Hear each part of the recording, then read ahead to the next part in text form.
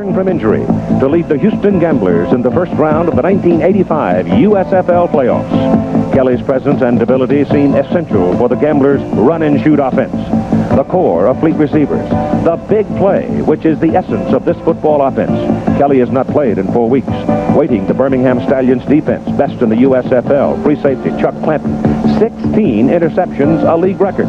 It is a defense that is relentless and mauls quarterbacks.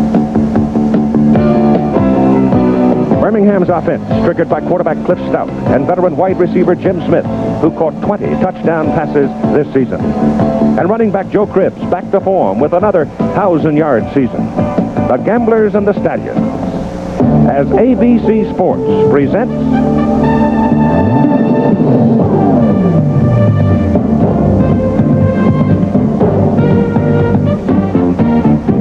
quarterfinal action in the 1985 USFL playoffs.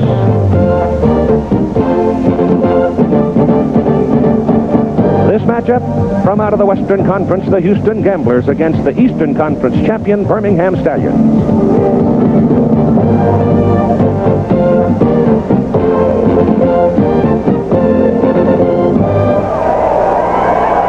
It is a typical summer day in the city of Birmingham, Alabama. We are at Legion Field. The temperature is around 80 degrees. The humidity is quite pronounced, 72%. Down on the field, the temperature will surely be more than 90 degrees today, and I am sure it will wear some on the people playing the game. The Birmingham Stallions won the right to be a host team in this quarterfinal round, finishing the season with a 13-5 record. The Houston Gamblers coming in here with a 10-8 record, and they had to struggle some in the late going in order to make the playoffs. This is the way they finished in the respective conferences. Out in the West, 3 teams qualified for the playoff round. Oakland, the best record in the league, followed by Denver and Houston, whereas 5 teams qualified out of the Eastern Conference. Birmingham winning the conference championship, followed by New Jersey, Memphis, Baltimore, and Tampa Bay. The structure for the playoffs was simply the 8 best records regardless of conference, and here are the matchups. Today, Houston is here in Birmingham. Tomorrow, 2 games. Tampa Bay will be at Oakland, and we will have that game for you at 2:30 Eastern Time tomorrow here on ABC. And we will have bonus coverage for you from the Denver-Memphis game that'll be played tomorrow in the Liberty Bowl. Al Trotwig will have the reports on that game for you. And then Monday, Baltimore is at New Jersey. They can't play there tomorrow because of the Grand Prix that's being run in the parking lot at the Meadowlands. And we'll have reports from the Baltimore-New Jersey game for you Monday during ABC's presentation of Monday Night Major League Baseball. Now let us turn to talk about these 2 football teams and the kind of emotion that goes on in playoffs. And I spent about 2 hours this morning watching some film of times past in which a brilliant wide receiver wearing number 88 was most entertaining. So you've been to the wars, Lynn Swan. What is it like to get ready for a playoff? Well, first you have a lot of nervous energy because you know it's no longer the best record. It's 1 game. Your backs are up against the wall. You either win and you go on, or you lose and you go home and watch like everyone else. So there's a lot of tension. You have to come out and play your best football game. You bring it up a notch. You get into the playoffs, everything increases. The intensity, how much you want the ball game, the execution of the play, and also the physicalness of the football game. So this, if there is something to that old cliche, you play with pain, this is the time you do it, or else it's over. I think so, and it may be also one of the reasons why Jim Kelly is going to play in this ball game this afternoon. Well, let's talk about the Gamblers. Their circumstance is very unsettling. They haven't been paid for the final game of the regular season as yet. There is talk the team is going to be moved, and Chicago seems the logical place they might go. I can't forecast that because I simply don't know. But it is not a positive atmosphere that travels right now with the Houston Gamblers. No, it's not, and I think it worked against them in their last regular season game against Oakland. Not a good game for that offensive unit. The good news, however, this week is that because it's a playoff game, the league is responsible for paying the players. They'll get that. So I think they'll get that. For the Gamblers, you know, a lot can be said about Jim Kelly, but I think you really have to concentrate on the people he's throwing the ball to. He has 3 receivers who have gained over 1,000 yards in the season. Their number 1 receiver, Richard Johnson, caught over 100 passes for the 2nd consecutive year, and he's a tough little guy to bring down. Blazing speed, they all run 4.4 or faster in the 40-yard dash. So Kelly, if he's got one man that's covered, he can look across the field and pick up into the speed burner who is going to be open.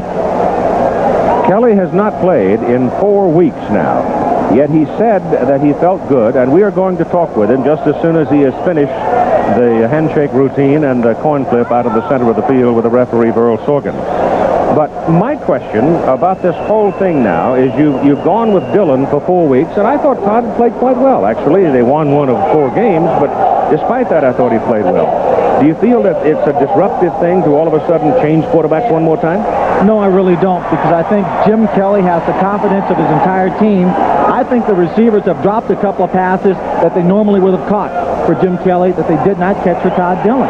Now, there was a similar circumstance that I was privy to see firsthand in Pittsburgh between Cliff Stout, the man we're going to see for Birmingham, and Terry Bradshaw. Now, I'll give you some of the parallels between those two quarterbacks and what they faced. But right now, let's go to Tim Brandt as he stands and talks with Jim Kelly, ready to come back. All right, Keith, and the obvious question right off the bat, Jim, is how healthy is that knee? Well, I think it's 100%. If it wasn't 100%, I wouldn't be out there today. You don't feel like you're rushing the rehabilitation or risking your career? No, not at all. I'll tell you what, I've been paid to play. I love to play football, and that's why I'm out here. It's been said that the rest has actually healed some of the bumps and bruises and put even more life in that arm. Definitely has. I feel it has. I've had a good week of practice. The whole team has. I just hope it carries off into this game. One question that really has to be asked, it's been well documented about the Czech situation not coming last week. What does that do to your team mentally? I'll tell you what, we have to play this game here, and I don't think too many people are worrying about that right now. Jerry Argus has always been good to us, and paychecks will be there. One thing we all planned at the beginning of the season, win the championship, and we're the playoffs, and that's what counts right now. Good luck today, Jim. Thank you. All right, Keith. Well, Jim Kelly, who's another one of those young men who's come out of the Valley of Quarterbacks in western Pennsylvania. Now about the Birmingham Stallions versus the Houston defense. And the Houston defense at times has been a little permissive. And Birmingham is a ball club that will beat your brains out unless you really put some heat on it. They will, because they have such great balance. Joe Cribbs, for the 5th time in his 6-year career, has rushed for over 1,000 yards. Jim Smith, great season. 20 touchdown receptions on the year and over 1,000 yards. And of course, Cliff Stout has been the catalyst for all of this. He's played just phenomenal. Now let's go to Tim Brandt as he talks with Coach Raleigh Dutch of the Stallions. You've got that active defense, Raleigh. When you get to the playoffs, that word defense seems to get even larger. Now, Jim Kelly starts. What does that do to you in your preparation in today's game? Well, Tim, it's not going to change anything. We got a game plan. We're going to have to execute it, whether Kelly or Dillon or Gill's in there. Kelly's a great quarterback, great touch on the ball. He throws the long ball well. So we're going to stick with our game plan regardless of who's in there and hope that it's good enough to win. Of course, they send all those receivers. They love that run and shoot, which will test the defense and spread it out. But when you look at their receivers and analyze their strengths and weaknesses, number 22, Richard Johnson, really seems to stick out. He's the guy with the most catches. Well, that's true. We're going to try to do something to take away, at least minimize his effect. And hopefully our offense can possess the ball, score some points. All right, Raleigh, good luck today. Thank you, Tim. All right, Keith. All right, and we go with Birmingham having won the toss. They will receive the football, so we'll see them going to work in the first possession. They started very tentatively last week against New Jersey. The New Jersey defensive people might be judged to be a little more physical than Houston. The kickoff is picked up by Thad McFadden, the Wisconsin rookie, and he cuts it back into the open. Look out! McFadden hit the sidelines at the 49-yard line of Houston, and there was one thing there that Jack Pardee did not want to happen. A 48-yard return. They'll take the football on the Houston side of the field, and Cliff Stout will come out and get them going as we see McFadden almost break this one all the way. McFadden had some problems handling a punt last week against New Jersey Generals. Raleigh Dodge has told me he thinks he can be one of the best receivers on this football team as soon as he comes around. What we got a chance to see there was his ability to pick out the hole in the open field. Cliff Stout sets at quarterback with Cribbs and Coles behind him and puts Joey Jones in motion and give it to Joe Cribbs. And Cribbs from the 49 down across the 45. Setting the offense for you now. Stout, of course, the veteran with the Steelers, was there 7 years, didn't play a whole lot. From Youngstown State, Joe Cribbs out of Auburn, back at home. Joel Coles out of Penn State. Wide people are Jim Smith and Joey Jones, and Darrell Mason is the tight end. McKinley, Turner, Battaglia, Saint, and Phoenix, and we will see Buddy Adelette going back into the offensive front today. for the Birmingham Stallions. There was a gain of 5 yards on the carry by Cribbs, and Paul Caruth now lines up in the I-back position and backs the pass to Stout. He looks deep, goes short, just beyond the marker. Pass caught. Joel Cole swinging out of the backfield, and it's a first down for the Birmingham Stallions. The defensive alignment for the Houston Gamblers goes this way. Ross Browner, having come over from the NFL, Toni Fitzpatrick, Hosea Taylor, and Pete Caton, and they are very, very, very important. The Hawkins brothers and Kiki Diala at linebacker, and Mitchell, Rockmore, Bradley, and Lewis, the defensive secondary, but they're going to have to get some pressure on Cliff Stout before this ball game is over. Ken Kohler goes in motion. Ole Miss. Wide receiver, and Coles carrying the ball is slowed down behind the line of scrimmage. The penetration coming by Pete Caton out of Easton, Illinois, 6'2", 240, at his previous pro experience with Winnipeg in the Canadian Football League. And his play on the defensive line is going to be a key for the Houston Gamblers if they are going to have any success. He's going to have to continue to penetrate as he just did there on the running play, stop them from getting upfield, and also supply the bulk of the pass rush on Cliff Stout. Joe Cribbs is back in. Cribbs has it on a delay. Big hole.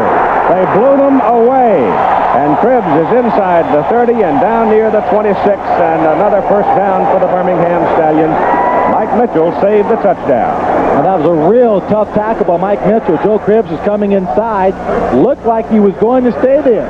Mike Mitchell finally starts to move inside, and Joe gives him a little move, almost got around him to the sideline, and if he had, he would have picked up a block by Jim Smith, and it would have been the first 6 points of the ball game. Ball is setting just inside the 22 of Houston. First down for the Stallions, the opening possession of the ball game at Legion Field in Birmingham. This is Joel Cole, and Cole slanting. Nothing fancy, just bang down to the 22. Raleigh's game plan, Keith, to come out with a victory here is to possess the football. His team has possessed the football an average of 32 minutes and 11 seconds for the season. That leads the USFL. But when he possesses the football, he has to come away with a lot of points. There you see Jack Pardee, the head coach of the Houston Gamblers, and he realizes the pressure now is on the defense. I mismarked the ball. It was at the 20, inside the 27. There was a pickup of about 5 on Cole's carry. So it's second down and 5 for Cribbs, and Joe is caught at the 20 after a pickup of about 2. It'll be third down and 3 for Birmingham. You made a comment in our discussion going into the ball game, Toni, about the fact that Birmingham is not a quick passing team. No, they aren't. When they want to set up the throw, they want to throw downfield. Their passing routes are going to break about 15 yards downfield. This would allow the defensive line for Houston to get a substantial pass rush if things are working in their favor. Birmingham running. The opposite being true for Birmingham's defense against Houston's offense. Birmingham running about 41% on third down. Stop, caught, and brought down on the 22, a loss of 2 yards on the play, and that'll get your field goal unit on the field. It was Pete Caton leading the surge with Browner helping.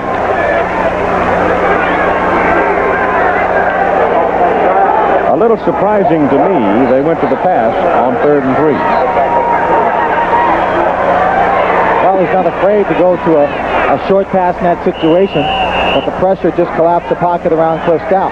Danny Miller is in for the field goal try. The ball is just inside the 30. It'll be officially a 39-yarder, and he is the 7th leading scorer in the league with 108 points. Plenty of leg on it, and he got it. Now, this is something that makes his coach, Raleigh Dotch, very happy, because Raleigh can grumble a week when the offense brings the ball down and the guy misses a field goal. But Miller hit it, and the Stallions lead it.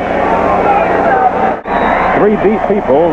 Verdun's the man they want to handle the ball, and he's got it at the 9. And he's got a hole, and he's out to the 32. And the football flies out of his hands, and Birmingham has got it. Dennis Woodbury. And Verdun is hurt.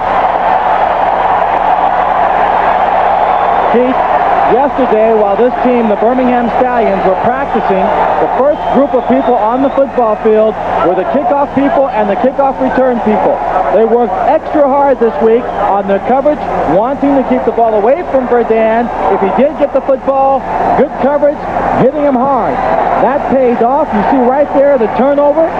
Woodbury right there to pick it up, and they are in possession of the football on the 35-yard line. It looks like a shoulder. As he went down on the shoulder, there were two men hit him and came down on top of him, and his left shoulder could very well be popped. Hope not. Birmingham gets possession at the Houston 34 on the turnover, leading 3-0 at 10:48 to go in the first quarter. Mike Strong! That's Mark Battaglia calling the offensive line blocking as Cliff Stout calls the play, the quarterback. Stout trying to cash it in a hurry. Pressure on him, steps away, down the middle, Smith wide open. And Jimmy is down to the 12. First down, Stallion. Smith will have a big day. I think so. Jim is playoff ready. He's had a great season. He is feeling very up. The Birmingham Stallions have already shown a willingness to put the ball in the air. Cliff just really fires this one right in there. He had to. You saw number 31, Tiki Diala, jumping up in the air. Jim Smith went down low to pick it off. You see the Toni Fitzpatrick, number 62, applying the pressure. Watch Jim Smith. He fumbled one last week, holding the football loose. This time he quickly puts it away. Stallions on first down at the Houston 12. That'll be against Birmingham. Pat Sainton, number 74, the right guard, looks like he just fired off the line of scrimmage prematurely. Took on Toni Fitzpatrick. Number 74, offense. The referee, as we told you, is Burl Sorgan. Umpire is David Foley. Jack Pitkus, head linesman. L.T. Bonner, line judge. Chet DiStefano is the back judge. Grover Klimmer, the side judge. And Mike Mathis is the field judge. Trouble Jack Pardee. His ball club getting in a hole early. Birmingham is a team you don't want to get too far behind against.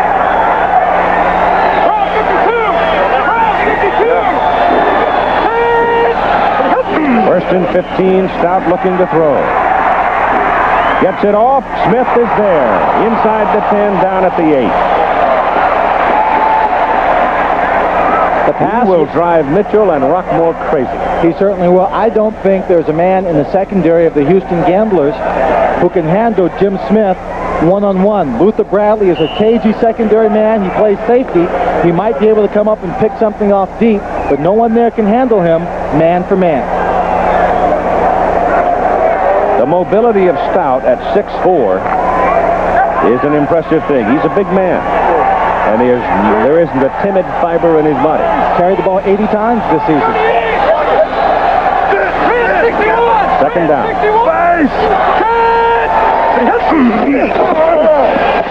Smith in the end zone. Stout all day. Throws it away. Pika Diallo was closing on him. Rather than take the loss and the punishment, he just delivered it in the stand. Verdun, we're told, has a slight separation of the left shoulder. It looked like it. Away he fell. Joey Jones checks into the lineup now. He's the quickness. No, he's the speed. Smith has quickness. Small little guy who'll burn down the sideline for the deep routes, trying to stretch the secondary. Watch for the combination pattern between he and Jim Smith. Everyone knows Cliff likes to get the ball to Smitty in these situations. Toller is also in. Smith's in the end zone, wide open.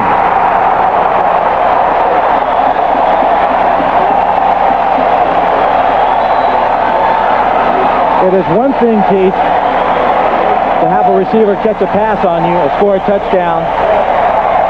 It's another thing to expect him to do it, to have the opportunity to cover him and have that receiver still get open. It's a good move on Jim Smith's part, reading the defense. Look at the time that Cliff Stout gets here. Maintains the patience. He waits for Jim Smith, and there is not a defensive back within 5 yards of the grab of Michigan. And the Gamblers are deep in a hole as Miller kicks. And the point is good. 8:58 to play in the first quarter, and Smith's eating them up. While we take a look at these replays, let me remind you that was McFadden's kickoff return that gave them field position on the opening kickoff. Then a turnover. Birmingham again had field position. They did not have to march the entire length of the field, only roughly half the football field each possession. The offense getting a leg up, getting the early momentum in this ball game. The defense has not even been on the football field yet.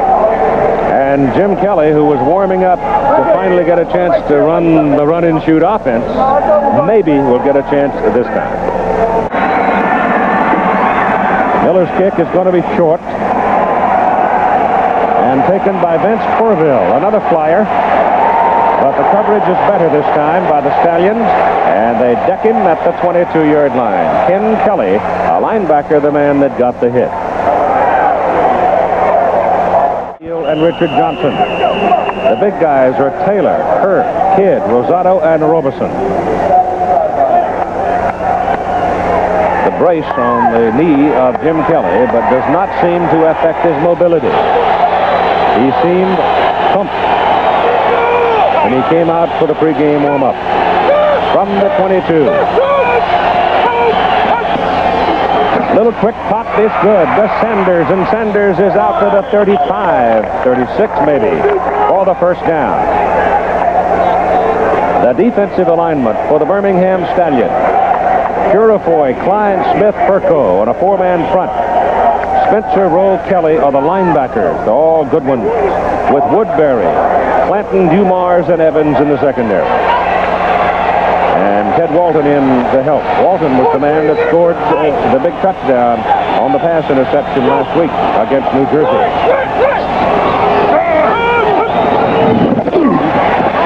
Kelly whips another one. It's good to McNeil. And Gerald McNeil is just over the 45 and close to another first down, and he caught that one in front of Ted Walton. Let's join Tim Brandt for a moment. Jim Smith just caught that touchdown pass. It looked like they were cheating to your side anyway. How'd you come through so cleanly? Well, Cliff bought a lot of time for me. They doubled me down there, but he bought some time for me, and I was able to beat both of them. Were you expecting to double down that close? Not that close to the goal line. They've been doubling me out on the field, but not on the goal line. I didn't expect it, but as I said, Cliff bought some time for me, and I was able to get open. Okay, Keith? I think he'll have a big day. He already has. A first down. No, it is not. Second down and short. They go to Sam Harrell, and Harrell runs the ball well up near the 49. Sam is slippery when he gets a step on you. They'll mark him at the 48. Birmingham, possessing the #1 defense in the league, also has the #1 takeaway ratio with a +17 on the year. And what they would like to do here is contain the passing attack. If they're going to march down the field, make them consume time on the clock and go the long way, and then try and stop them from getting the big touchdowns very quickly. Ball is literally at the 49 now as they finally put it down. And Kelly again rolls. And he's in trouble and is dropped at midfield. He had two men, one going deep and one dragging on the far sidelines, and they were just simply not available to him, so Jimmy ate it. So that time, Kelly moving down the sideline to his left, opening up on that right leg. His mobility looks pretty good here. He is not the fastest quarterback around. He's a big guy, but again, doesn't have the great speed. Now watch him throughout the ball game and just see how his mobility affects his ball game, and see if the Birmingham defense tries to go after him and punish him a bit. Jackie Klein got that last tackle. Kelly rolls it right this time and delivers on the money. Ball is caught by Sanders. And Sanders out of Southwest Texas at 170 pounds, brought down by Ted Walton, and they're just short of the first down. Ricky Sanders was injured midway in the season with a knee injury. He has been out for quite some time. That's when Clarence Verdun had come in and really played the bulk of his time of the season, getting 1,000 yards. Ricky Sanders is a man who was traditionally the starter, but with his absence and the short absence of Richard Johnson, McNeil and Verdun and Scott McGee have had the opportunity to show their talents. Third down and 2 for Houston. Fowler gets it. Todd Fowler out of Stephen F. Austin loses his hat and may get a fat lip out of that one. took a little bit of a lick. He had a facial injury, a cut earlier, but he's a big, tough kid going to the Dallas Cowboys next year. This fall, I guess. Yeah, this fall. That cut was about 8 stitches right next to his eye he took when the Gamblers played against the Portland Breakers. Sam Harrell is back in the backfield now. He's a good pass receiver. The football is marked at the Birmingham 38, and the Gamblers are moving it. They trail, however, 10-0 at 4:20 to go in the first quarter. Kelly rolling it out. He's got Harrell, and Sam's got a first down as he reaches the 23. He almost pulled the ball down, Kelly did, and started to run it back in the middle to eat it, and suddenly Sam became available. Yeah, but even when Jim Kelly does pull the ball down to run, he still keeps his head up, looking downfield, looking for the open receivers. That time, the wide receivers had all stretched out the field going deep, and Harrell was working the short zone, just trying to find an open spot when Kelly was looking for a receiver. So Houston continues to march from their own 22 down to the Birmingham 23. Throwing again. He looks for Sanders. He goes the other way. It's touchdown for the Gamblers. Gerald McNeil. Smallest man on the field. 140 pounds of dynamite from Baylor. And he went right in front of Chuck Clanton and made the catch. You wonder if Kelly's sharp? Well, let me tell you, he's 5 out of 5, 69 yards for the touchdown drive. He's very sharp. When the arm is fresh, when everything is working right, they say his arm is alive. It's got some life to it. That 4-week rest has certainly helped. Toni Fritsch is in for the extra point try out of Tommy Myers' hold. Tommy, an 11-year veteran out of Syracuse.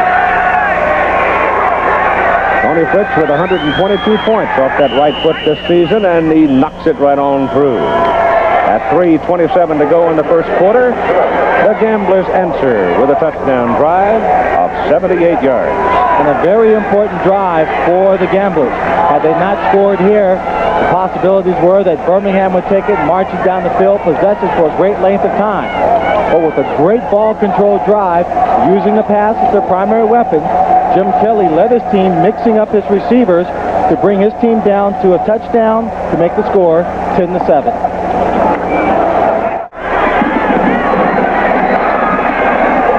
Let me correct that. The kick goes way into the end zone. I misunderstood what was told me. A bad sprain, not a separation. But in any case, what that means, he will probably not be back in this ball game. He'll lose a valuable weapon, not just as a receiver, but as a kickoff returner who returned 3 kickoffs for touchdowns in the 1985 season. If he returned 1 for a touchdown, that's a great year, but to return 3 is phenomenal. Birmingham's ball at the 20. First down. Smith and Jones are wide. 10-7 ball game. Stallions lead. 3:21 to go, first quarter.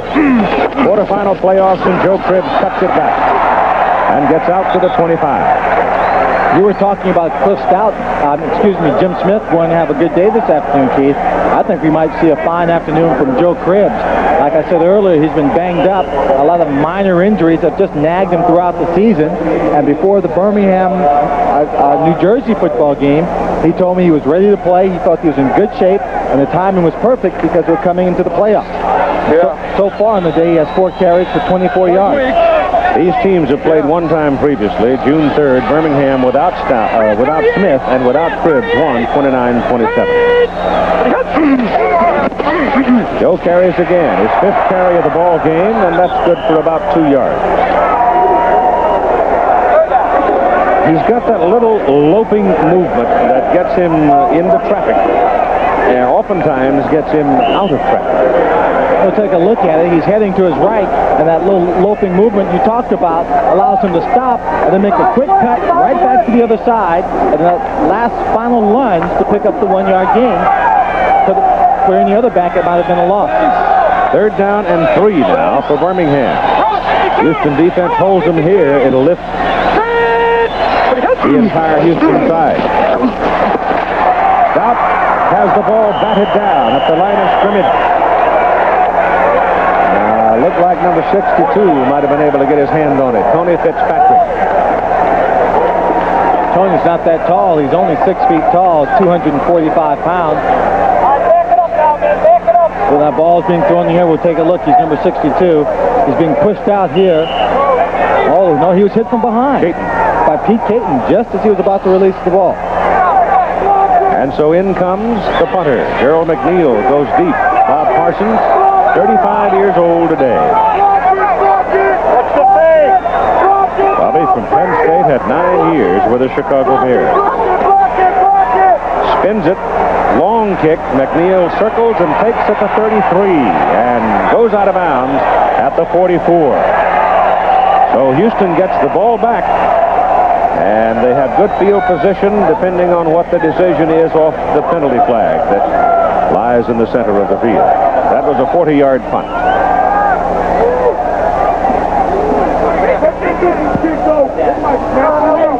Grabbing the face mask on the return, number 81 of the kicking team, 5 yards. Darrell Mason, the tight end. So a mistake by the Birmingham Stallions, and that will improve the field position for the Houston Gamblers.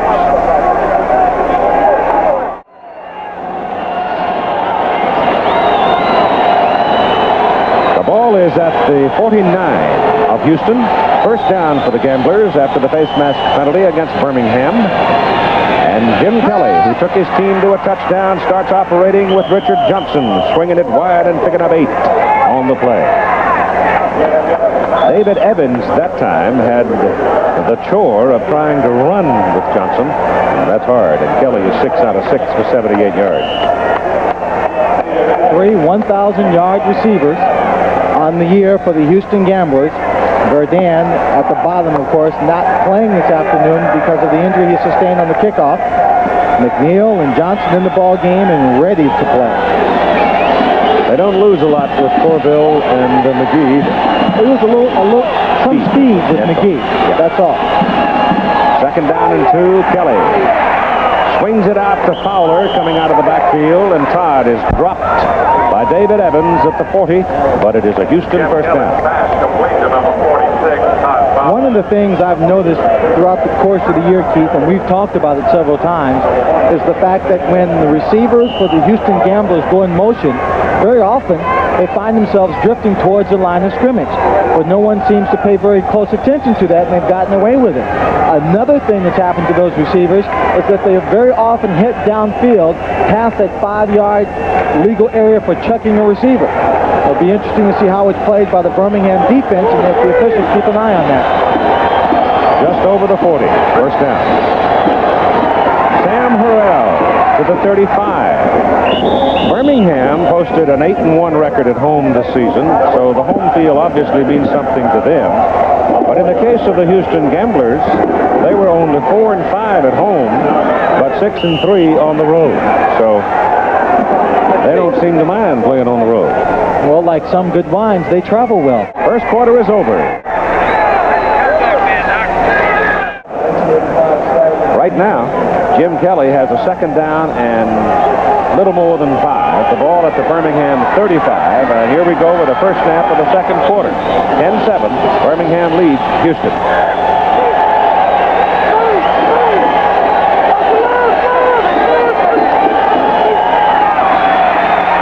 Kelly going to run it.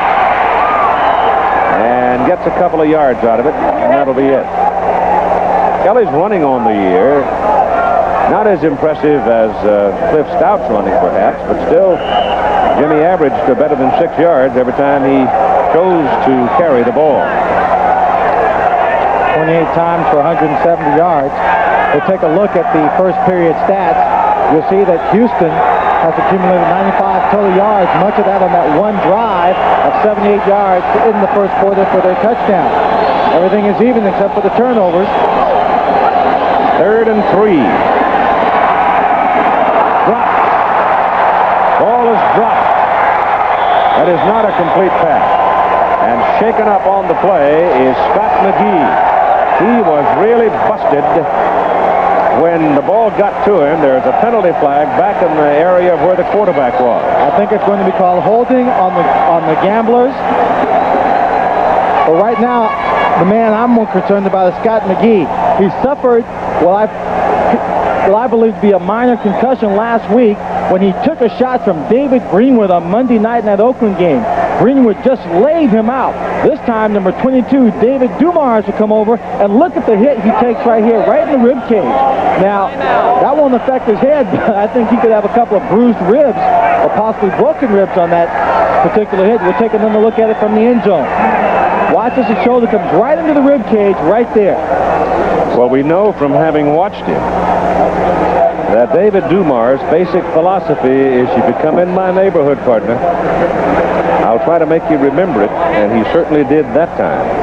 That is the overriding philosophy a secondary has to have against the receivers of the Houston Gamblers. They are small, they are quick.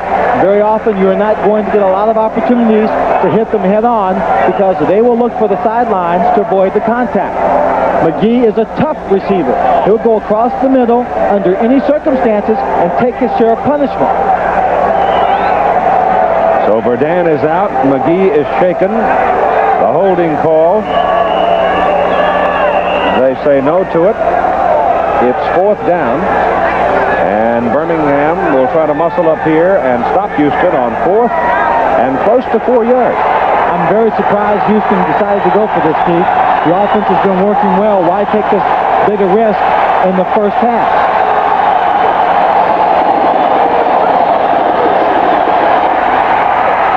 They get away with it. They get away with it as Richard Johnson got loose to the sidelines and picked up the first down. Looked like it was in single coverage against David Dumars, number 22. There are not that many football teams that have tried to take man-to-man coverage in the ball game on Richard Johnson for any length of time. He just goes inside, no real fake. Just cuts it to the outside. It might have been so loose out there. I beg your pardon? Might have been a little pick. Yeah, a little bit, small pick. But Dumars is so far back, Keith. Ball comes down to the 23 as the Gamblers take a considered risk and get away with it. First down. Kelly getting good protection down the middle. McNeil to the 1. It'll be first and goal for the Gamblers. Gerald doesn't lose his footing. He's gone. He would have been in the end zone. Had he caught it, just rolled backwards, he would have been in the end zone. When you respect the speed of a receiver and what a receiver can do, you give him a cushion. You don't want him to beat you badly. I think they gave him too much of a cushion on this particular play. You see Clanton, number 24, is deep in the end zone, and look how far he has to come up to make the stop, to make the tag, on Gerald McNeil. McNeil is now 3 balls for 55 yards and a touchdown. And they give it to Fowler, and he dives at the right side, and they call it touchdown. But I don't know about it. I don't think that was a touchdown. Guy on the side called touchdown, the side judge, but I don't believe he got there. He didn't. No, he didn't.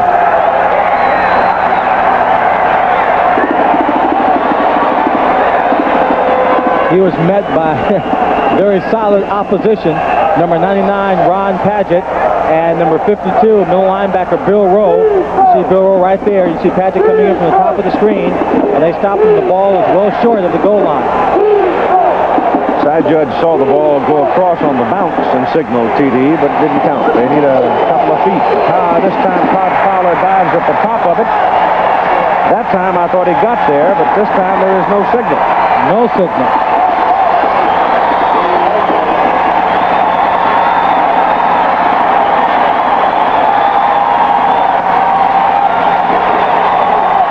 Watch the surge of the defensive and offensive line. They try and tunnel down low. Fowler tries to go over the top, and he didn't leap into the air. He tried to muscle his way through. He's hit and then dragged back away from the line of scrimmage.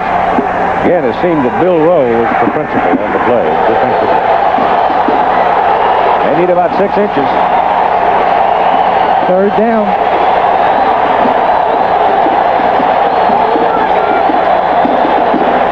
Kelly rolls out. And he's dropped on the 3. Coming in is John Reese, number 7.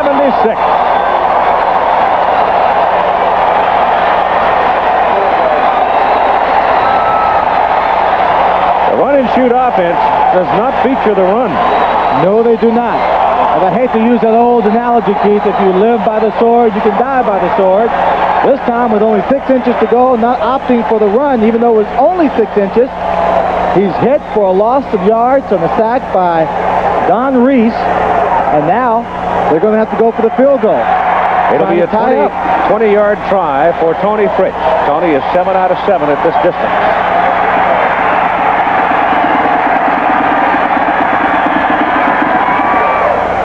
And it's good. So the Houston Gamblers had first and goal at the 1. They can't knock it in the end zone. They settle for 3. We're tied at 10 with 11:34 to go in the first half. And the beat people are Thad McFadden and Larry Douglas for Birmingham. A 10-10 tie in the first half. Zach didn't quibble about it. On 4th down from the 4, he went for the 3 and he got it. And this kick is quite short. McFadden at the 13. No, Douglas at the 13. Douglas running wide, gets over here and gets into a one-on-one and turns his shoulders upfield and makes something out of it. You talk about the speed of the small receivers for Birmingham. Larry Douglas, when he was with the Steelers, ran one of those clockings of 4.4 better. Actually, he said he ran it in 4.2 seconds. We had a delayed passing play that we ran called the smash, Keith, where the receivers should come across the field real slow, catch it in the gap. Larry came across so fast, caught the ball, ran 50 yards for a touchdown. We never knew he even had the ball. That's hand time, of course. Hand time. On the track. Just outside the 33. Stout getting some heat. Gets it away. Incomplete. Threw the ball in front of Jim Smith, but more to get rid of it than anything else because Jose Taylor had a beat on him from the very beginning. Yeah. Jose was giving chase. I don't think he would have caught up to him. You know, they have him listed at 270 pounds, Keith, and that's what it says in the player guide. He walked up to me on the field today. He said, Lynn, when you and Keith go up into the ball game, it's 245. I said, 2 what? He said, I only weigh 245. I said, okay, anything you want, Jose. I'm not going to argue. No.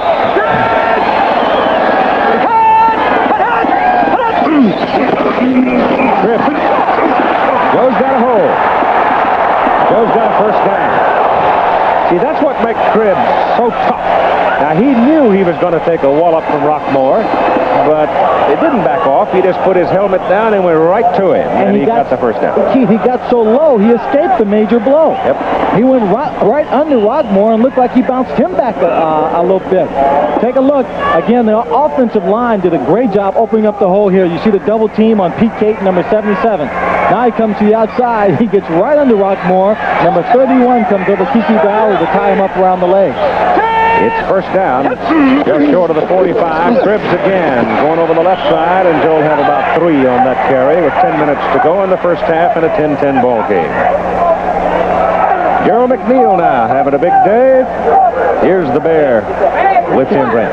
Gerald, it looks like they're playing a lot of man on one side, zone on the other. You're getting the zone. Is it helping you come free? Well, yes, it is. We have to kind of manning up on us inside with Richard and Ricky, and they're leaving us like zone on the outside, which is, you know, good for me because I can just run through the zone till I feel real good. I want to say hello, Mom. Keith. 2nd and 7, Birmingham. From the 48.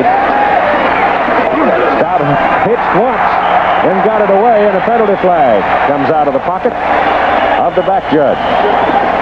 Joey Jones made the catch for the first down.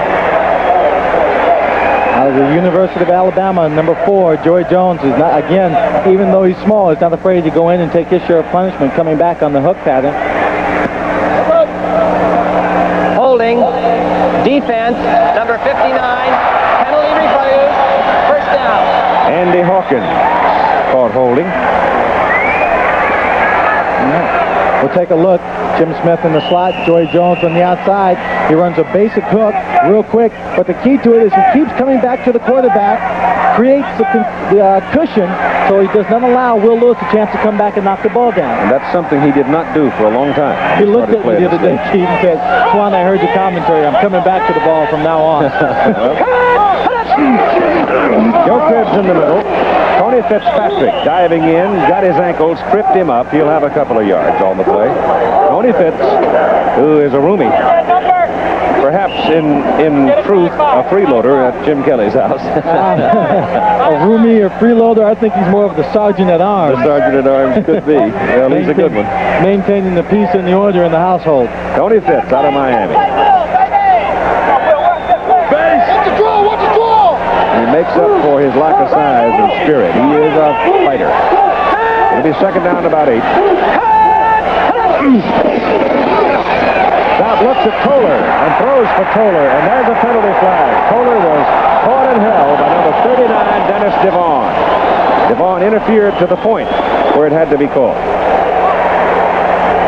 The offensive unit for the Birmingham Stallions did a very good job. Pass interference, number 39, defense. Of reading the blitz. Number 27, Luther Bradley, is coming up in the line. You see him edging there. He gets picked up by Joe Cribbs, a good block by Cribbs. Toller runs a blitz control route. He would have made this catch. He's interfered with. They'll pick up the first down. 15-yard penalty on the pass interference. And they were working with the nickel arrangement that time, because it read pass in Birmingham's scheme of things. And now the Stallions are camped at the Houston 27. Paulette Caruth is the setback. Rookie out of Alabama. He's got the ball. Tough runner. And he cuts it down to about the 20. That's what Caruth will do for you. You'll see that crack. He's not a particularly fast back, but I watched him throughout his career at the University of Alabama, and time after time after time, he would make the big play, the tough yard. He did a very good job of it that time. 3 wide receivers in the ball game for the Birmingham Stallions. The Houston Gamblers have 5 defensive backs. Jay Repko, number 88, the tight end on the play. He was blocking down, blocked out 2 people to open up a small hole for Paulette Caruth. Second down and 3 from the 20. Caruth again. There's another first down for Birmingham as he pounds his way inside the 13.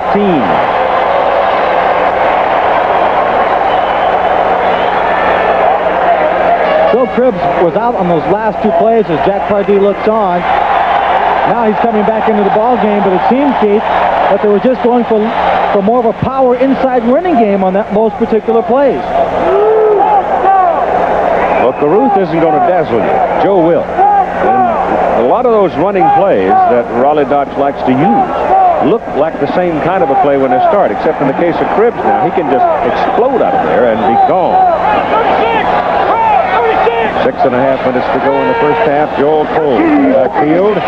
Ball is given off the wing to Cribbs, and Cribbs cutting back inside reaches the 9 as he's brought down. They can get a first down without scoring if they get inside the 2. Mike Hawkins did a good job of coming upfield from his outside linebacker position to turn that play inside. The Birmingham Stallions will beat on you and beat on you. They'll try and wear you down. Make you tired, get you fatigued, then go up top and hit you with a big play. Buddy Adelette's in the lineup right now at left guard, coming off injury. Stout wants to throw. Goes to Smith and threw it away. He really didn't have Jimmy, so he dumped it. I really couldn't tell just how high that pass was, Keith.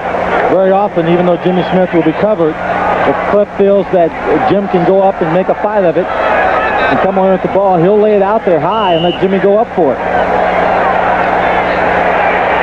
Jay Repko is in at tight end, number 88. He's out of Ursinus. Never heard of it before. Pennsylvania. Is it? Yeah. Third down and 7.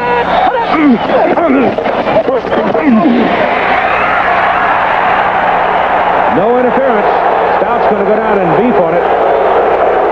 But I think probably when you look at the replay, you will see that he slipped.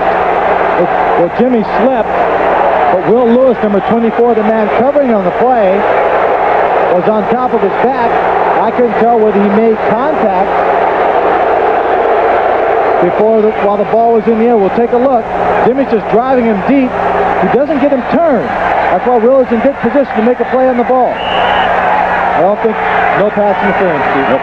26-yard field goal try now from Danny Miller. He hit a 39-yarder earlier to open the scoring in the ball game. Bob Lane, reserve quarterback, holds it, and the kick is away. It's good. No flag. And Birmingham goes back to the lead with 5 minutes and 39 seconds to play in the first half. It's 13-10 Stallions. Danny Miller will kick off now to the Houston Gamblers.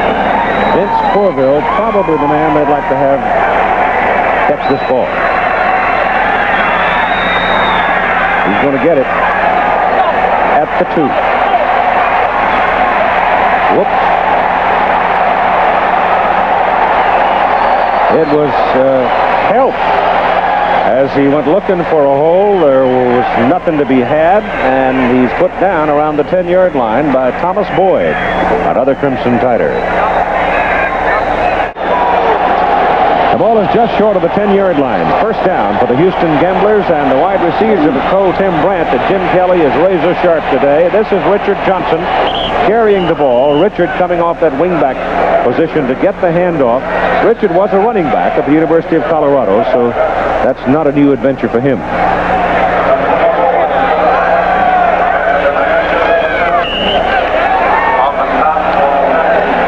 The Houston Gambler offensive pattern so far has been pretty much for Kelly to go quick from an upright posture.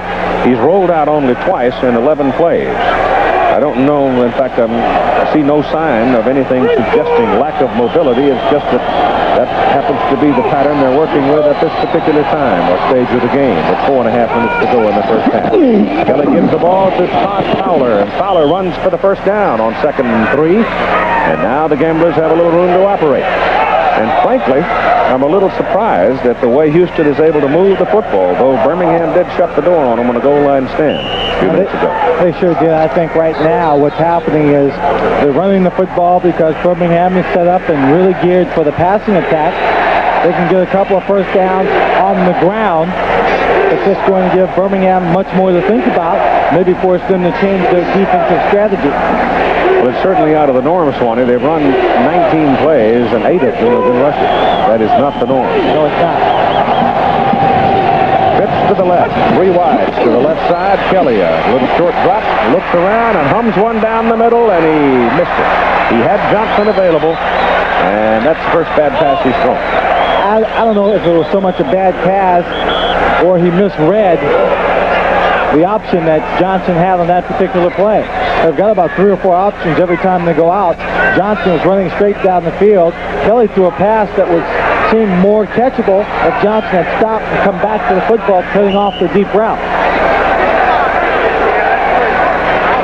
The secondary for Birmingham now, 5 backs, Woodbury, Dumars, 6 backs, Walton, Gentry, Clanton, and Evans. So they've got what the vernacular calls the dime defensive alignment in the secondary. 2nd and 10 to the 23. Little quick handoff to Sam Harrell, and Harrell gets about 9 yards out of it. Herb Spencer out of Newberry grabbed him, but couldn't get a firm enough grip to wrestle him down, and Sam pounded in there for a good 8 before he went down. Dave Purefoy came over to help in number 34, Robert Gentry. Herb Spencer, active linebacker.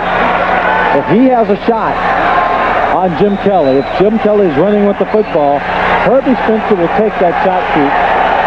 He is an aggressive player, and he'll go after you. It's less than a yard on 3rd down.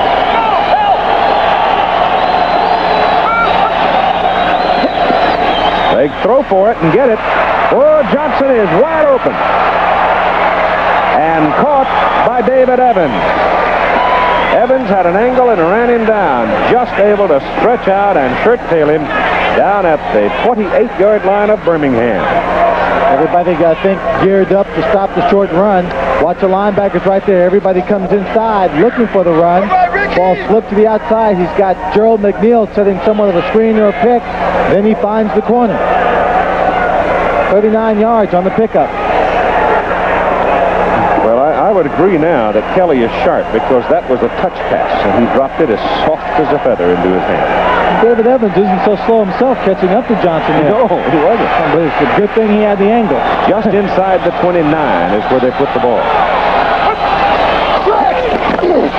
Kelly popped it, delivers it, and incomplete.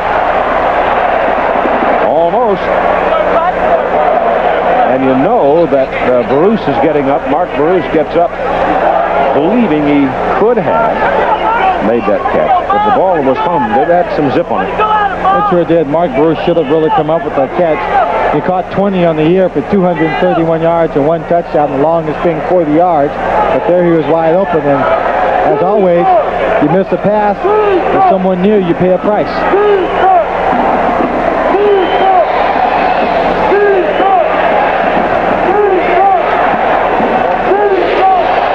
Well, they snapped the last time from near the 29, and now the ball's more toward the 28.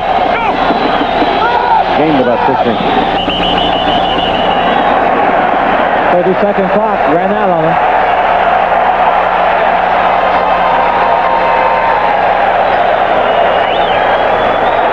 The 30-second clocks in this stadium, one, and the direction that the Houston Gamblers are moving in that Jim Kelly will have to look at, is hung above the tunnel, and sometimes not directly in the line of sight of the quarterback, so sometimes you really have to look for it to make sure you're okay. The other one behind Kelly is set up just to the left of the goalpost, up against the stands. It's barely discernible from here. I don't know what it looks like. Well, I do know what it looks like down there. You see it better from the field, and I can barely see it from here. So it's 2nd down and 15. Kelly throws a knuckleball that time and takes a lick as Perkle came thundering in to get a piece of him. Ricky Sanders was the intended receiver and was available. Mike Perkle is coming in from around the outside. Defensive unit, I think, has been thrown off ever so slightly because of the higher frequency of running plays that the Gamblers have established here in the first half.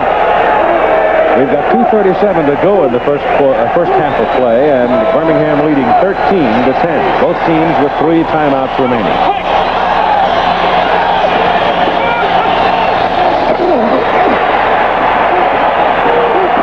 Oh, he threw an interception.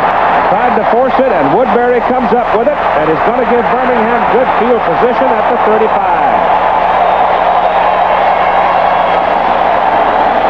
Jimmy misread the option of one of his receivers at least, and threw the ball right to Woodbury. And he looked like he was trying to place it in a hole.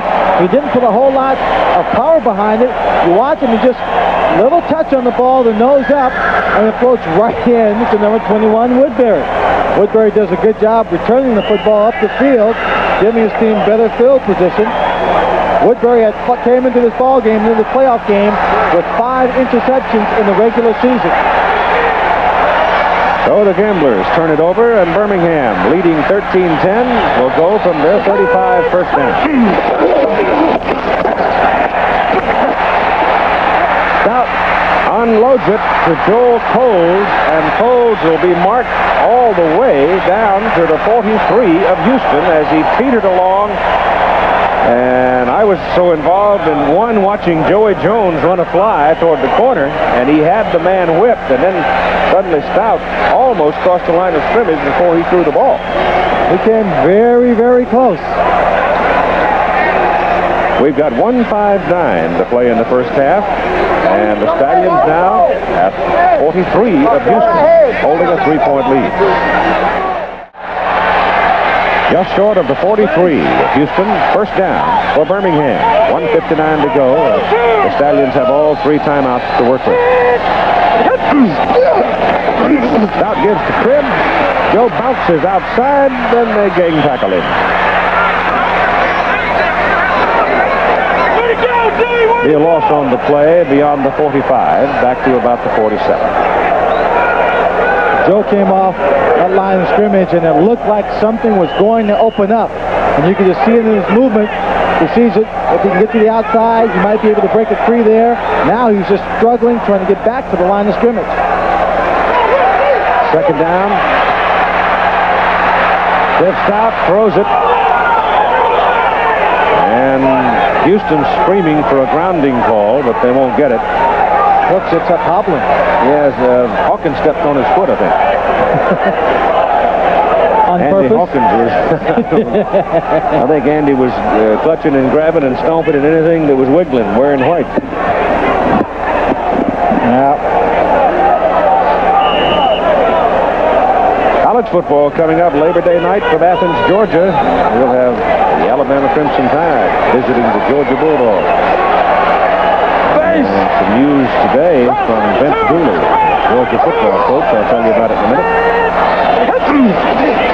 On third and about 14. Stout's pass is incomplete, and there's a penalty flag. Joey Jones was denied progress to the ball by Will Lewis.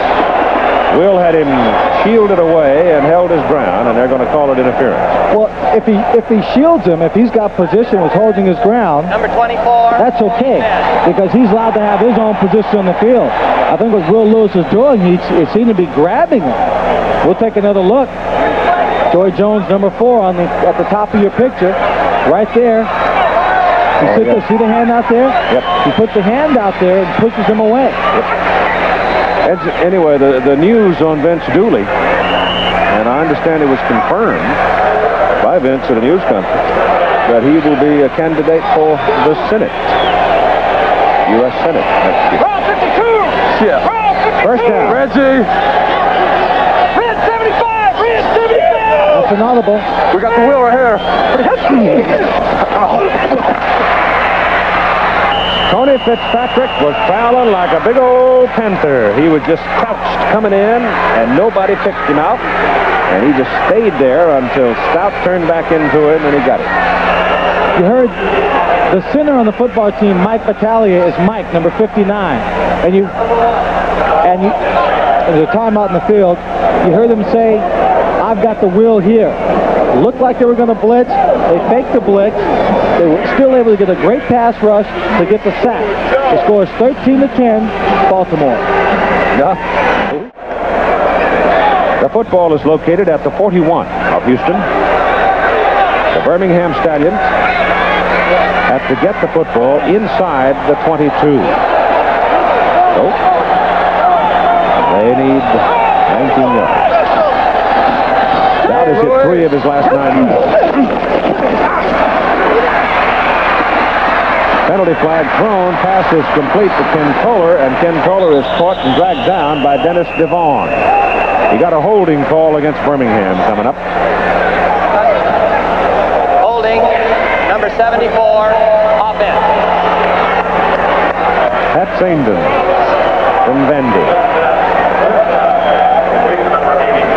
See the emotion of Raleigh Dotch, the head football coach of the Birmingham Stallions, who lead this ball game 13-10 at the moment. They had a pretty fair chance here to put some more points on the board, but they've fiddled around now and made some mistakes. And they may come away with no points with 1:03 to play in the first half. Both teams have been flagged 3 times today. Birmingham only had 90 penalties all season. Houston had 125. But I'll tell you, last week and in the Tampa Bay game, they had 9 penalties in that ball game, plus 5 turnovers, and they cost them. They lost them. I'm gone.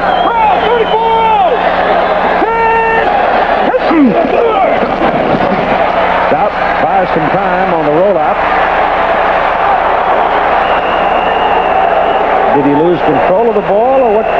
He looked like he started to throw the football and just brought it back and then throw right on top of it. Pete Caton was a man that finally came around the top. They did a good job getting around Pete Caton. That's Pete Caton stumbling on the left. He's looking downfield. Maybe he thought he had a receiver open. Well, he just tripped over his own feet. That's embarrassing. Tall AstroTurf. It's a rug. I know, tall AstroTurf.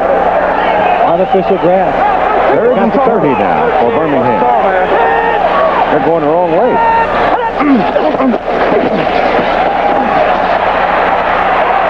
it fly. Smith is there, but it's knocked down by Luther Bradley. I got a hunch that wherever Jimmy Smith goes the rest of the day, you'll find Luther Bradley not too far away. Well, Luther Bradley is the free safety, and if they're playing any kind of man coverage with help, with a free safety, it's going to be Luther Bradley who will cheat over to play Jim Smith to give help to the cornerback who has to cover him. Bob Parsons is in to punt now with 22 seconds remaining in the first half and a 13-10 Birmingham lead. Parsons' first punt today was 40. This is a spinner to the sideline. Takes a hop up in the air and will die somewhere inside the 10-yard line. 9. Gerald McNeil back had no chance to return that one. And it's a 43-yard punt with no return.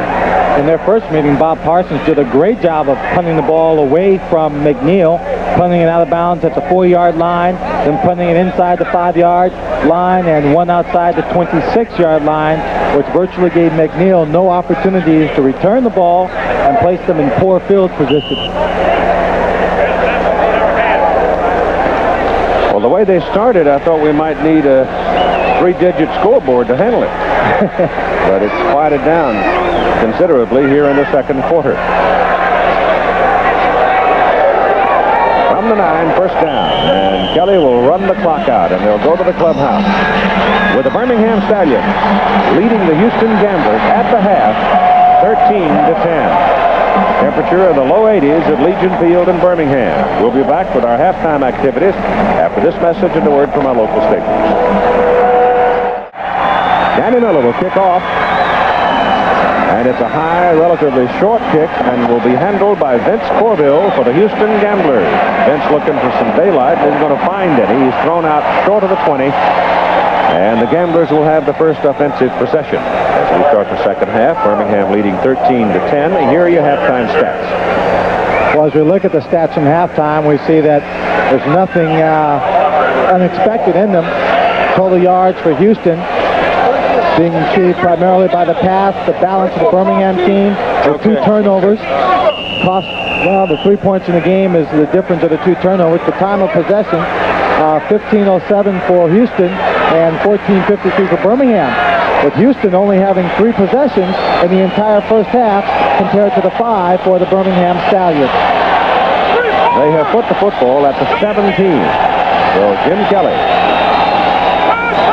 takes the snap from Billy Kidd, throws very quickly, trying to pop Richard Johnson between the 2 defenders. He got something out of it all right, but he could have had a lot more. He's just over the 25. Same offensive and defensive alignments going for the 2 teams, with the exception of Clarence Ferdinand, who suffered quite a bad sprain of his left shoulder. Was not, we're told by the doctor, separated. I'm sure they'll take a second look, however, when they get home. Second down, about 1. Ball is dropped behind the line of scrimmage by Ricky Sanders, and he runs out of bounds at the 15. They were trying to run the play to this side with Sanders coming off the wingback position, much as they had used Richard Johnson going the other way in the first half. But Sanders just didn't hang on.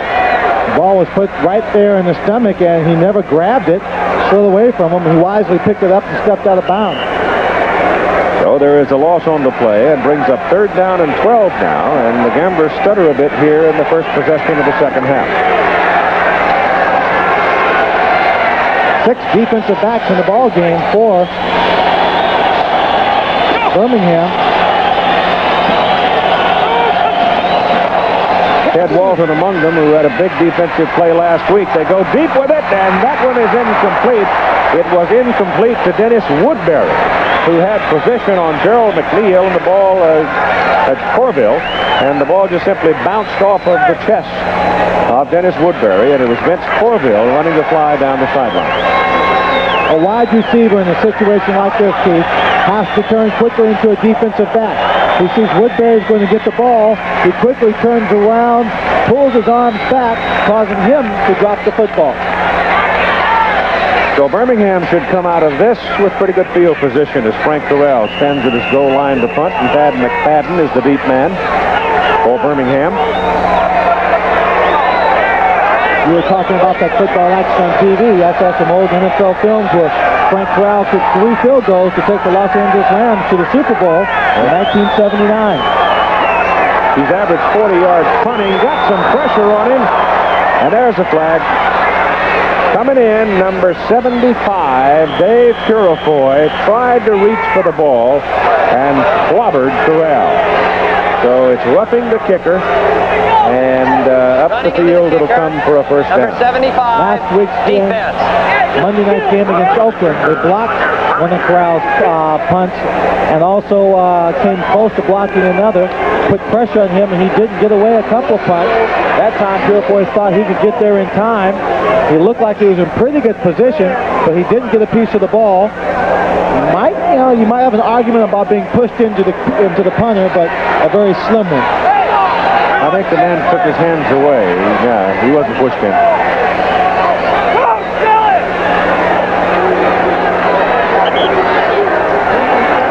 That penalty carries with it a first down. Yeah, the importance of that penalty is not so much the yards they get marking the ball off, but the fact is Houston maintains possession. It's Raleigh Johnson doing the challenge. He's going to challenge it. He's going to challenge the fact, I'm sure, that the man was blocked into the ball. There's a goodly amount of distance between Purifoy and the kicker when whatever contact was made. This one should give us a little better read on it here from this angle. Watch number 7 here. Here's the man who does the pushing. The question is, how much of a push did he give him right there in the back as he goes up in the air? That's a judgment that the official made on the field that it was not significant, and now the replay official will have to if he tipped the ball, he can deck the kicker. That's right. We'll see. Can't tell. I can't tell that he actually touched the ball. We'll take another look. Close up for Frank Corral. We'll slow it down for you right there. It's hard to tell whether he touched it or not.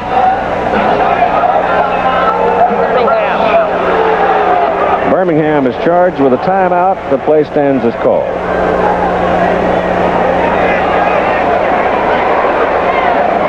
Doesn't look like he did touch the ball, and the push by number 7 was insignificant. That was Threadgill, quarterback number 7, who was in there blocking. Purifoy just came free, and once a man that size commits himself, you're right. like a fallen tree.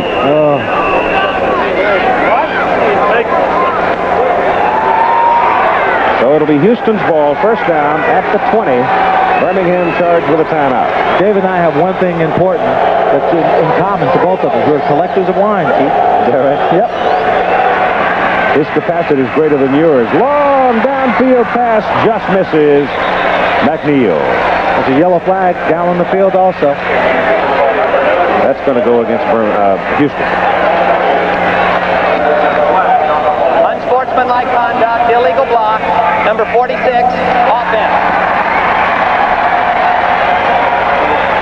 That's against Todd Fowler. They called it an illegal block. I didn't see it, but an illegal block from his point of view would either be a chop block where someone was coming in and he clipped him below the waist and from the side. We'll take a look and see on the replay. Number 46, Todd Fowler, is just there on the right side. I can see him going right down. That's a chop block. That's chop. Contact being made by the offensive lineman. He holds up the defensive lineman, and Tyler came in and chopped him down like an old tree. A lot of ball players have been hurt that way. Pittsburgh used to do it quite well. Clock is rolling along. Yeah, they did. 13 minutes to play in the third quarter. 13-10. Birmingham leads Houston. And now the Gamblers have a first down and 20. Back at the 10. Kelly gives the ball to Sam Harrell, and Harrell breaks it big. And he comes out to the 30 and may have a first down. So they're finding some gaps in the defensive front of Birmingham and running the ball more today with more success than one might have expected. You have to keep in mind that in 1984, Sam Harrell had over 1,000 yards and for a short period of time held the league record for the most yards in one game with 200. They do have a first down on the 30. Trailing by 3.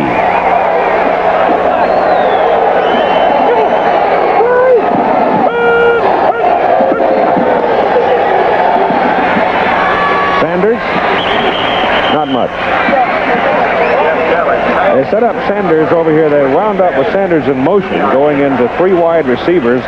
2 of them took it back inside, and they tried to break Sanders open. But Teddy Walton wasn't buying it.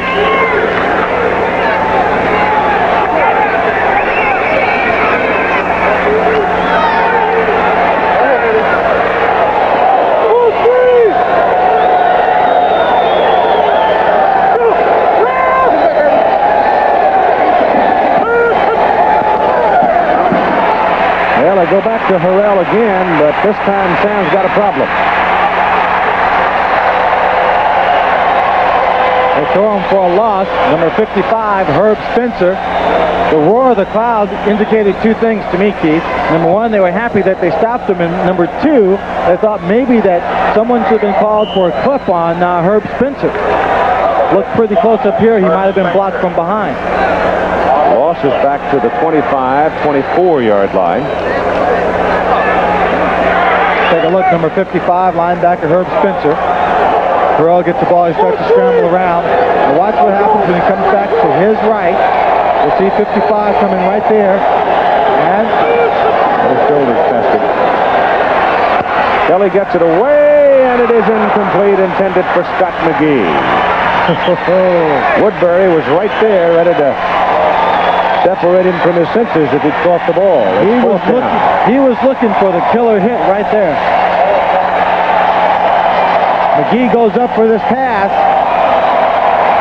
Doesn't hang on to it, but if he keeps going forward, you see he still makes a little contact right on the head here. Corral is in to punt. Shea went to the sidelines after being clobbered by Purifoy and found all the appendages still connected. So he'll try it again. One thing very obvious, the defense of Birmingham has settled down. They stopped this offense twice. Yes, they have. Not much blitzing, though. I thought we might see more blitzing than we've seen. No pressure on Corral this time, and not a particularly good kick. And McFadden makes a good decision. He comes up quickly and calls fair catch. And we'll have the football first down right around the 44 after a 32-yard punt by Frank Corral. As Birmingham comes up now from their own 44, first down, leading 13-10 with 10:55 to play in the 3rd quarter. Flips out as Joel Coles and Joe Cribbs behind him. Yes! Cribbs sweep. That's the first down as he comes all the way to the 45 of Houston. Here's Tim Brandt. Keith, one of the big keys here this afternoon has to be possession of the football, ball control, trying to wear out the other one, the frustration. You can see the temperature down here on the field. It is extremely hot. It is now over 110 degrees.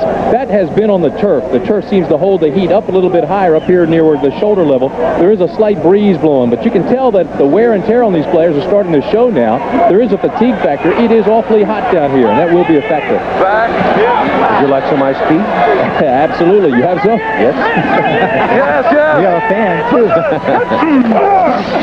Cribbs again. Cuts it back toward the middle this time and doesn't get a lot out of it. A couple of yards on the play.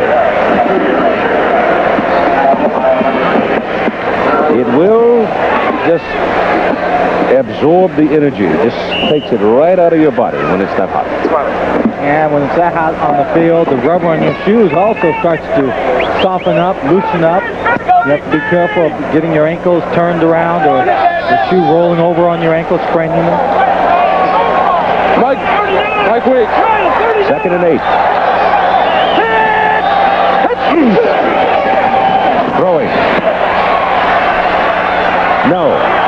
Penalty flag. Smith. Flag against Mike Mitchell as he covered Jim Smith. Another flag on Mitchell. That's double penalty coming up here. You got first the penalty, and then you got an unsportsmanlike conduct call. Might be about, what, 25, 30 yards tacked on this one? Could be 30 yards. Yep. Pass interference. Number 35 defense is declined. No, I can't double it up, I guess. Unsportsmanlike conduct. Number 35 defense is accepted. Well, you talk about the frustration. I think it's fairly obvious it's pass interference here. Watch Smitty. He's trying to turn around. Mitchell's got his hands all over him. You saw the jersey in his grasp, being pulled away. I guess, Swanee, it's got to be pretty severe to double it. I have seen it done, but only when it's extreme. Mike Mitchell lost his cool there, and it cost him 15 yards. You take a look. After Mitchell gets caught for the flag, he comes in, he bumps the official, and you're not supposed to make any contact with the officials in the ballgame. It's first down Birmingham now at the 28 of Houston. And Stout cannot get away. Diallo gets him. Kiki on the hunt, coming up the middle from his middle linebacking position, and he puts Stout on his back outside the 40. Great defense that time on that particular play by the Houston defense. He was looking for the real quick pass, a short 5-yard hitch pass to Joey Jones. Joey Jones was covered. He dropped back further in the pocket, looked to his left for Jim Smith. Jim Smith was going to hook at about 10 yards. Both receivers were standing stationary, Keith. They were not scrambling around. He did not have a target to go to, and the protection was short.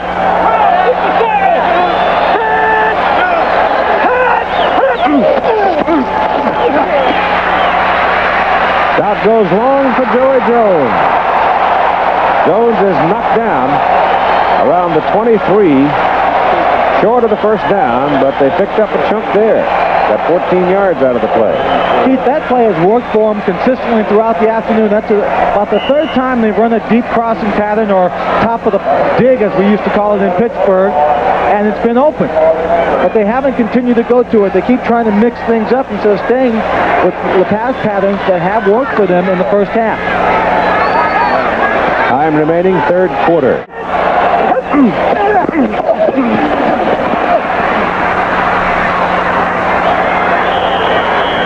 Stout was getting the pressure, and the wall was falling on him, and he just sort of dumped it down in where there was nobody. Number 79, Ross Bronner, was a man coming in from over the top. I couldn't see that he had any receivers open downfield. This is a man-sized field goal try by Danny Miller. He's hit from 39 and from 26. And this one is going to be 41.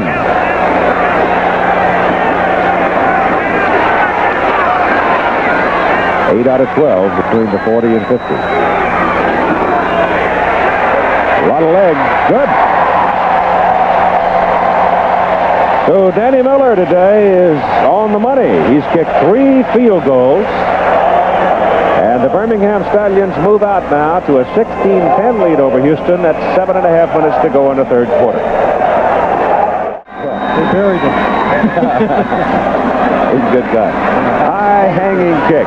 12-yard line. Vince Corville.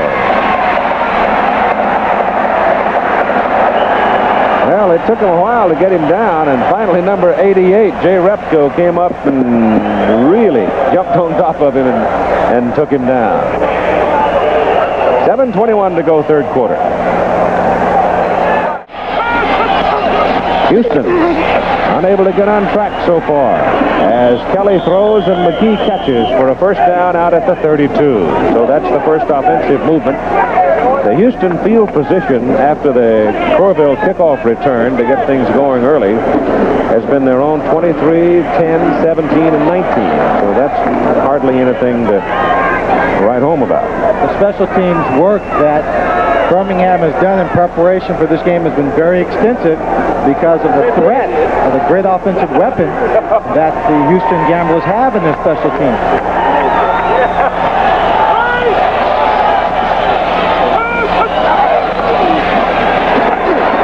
Kelly getting time, dumps it off to Todd Fowler. Fowler puts his head down and goes for the marker. And I don't know if he got there or not. I don't think he did. Time sort of creeping along here in this third quarter. Neither team doing much offensively so far. Birmingham had some movement and then started making a whole bunch of mistakes. And now they're going to bring the chains in to measure and see whether or not he, in fact, did make the first down.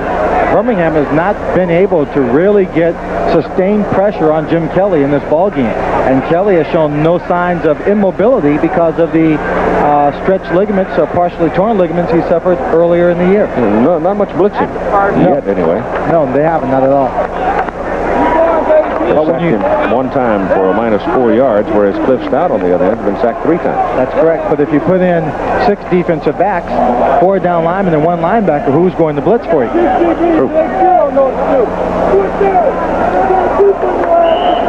You keep injecting logic, don't you? Every once in a while.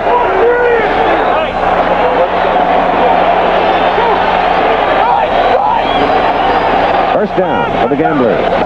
As Kelly sets it up left, goes back right, has a lot of time to look, throws to Mark Barousse, and Barousse makes the catch at the Birmingham 41 for another. No, they're really incomplete. They're going to wave it off.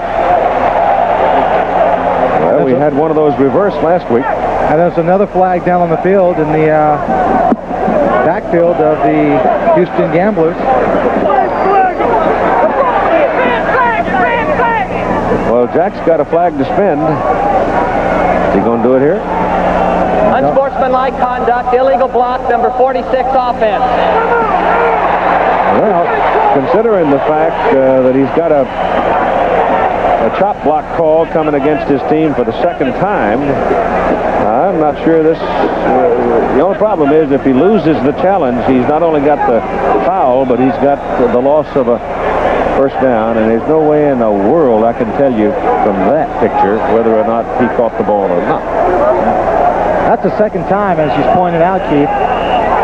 Houston has been called, or Todd Fowler has been called for the illegal block. I have a feeling that it was something that the people from Birmingham brought to the attention of the officials at the end of the first half. Maybe some of the linemen were complaining about it because they've kept their eyes on it all during the second half. That's the 4th 15-yard penalty against the Gamblers and sets them way back.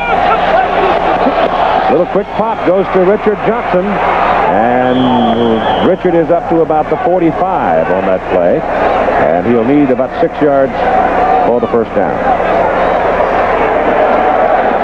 It'd be kind of tough, you know, to go ahead have made your decision and suddenly miss part of the information that's being imparted and make that red flag challenge and then have the whole bloody thing wiped out because of the penalty. 5:50 to play in the third quarter.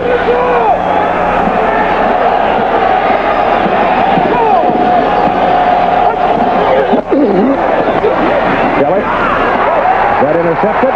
Yep. It is. No. I don't Official think so. rules it's not intercepted. Now you got a penalty flag and a scuffle downfield after the Dumars, the Birmingham defensive back, picked it up and started running.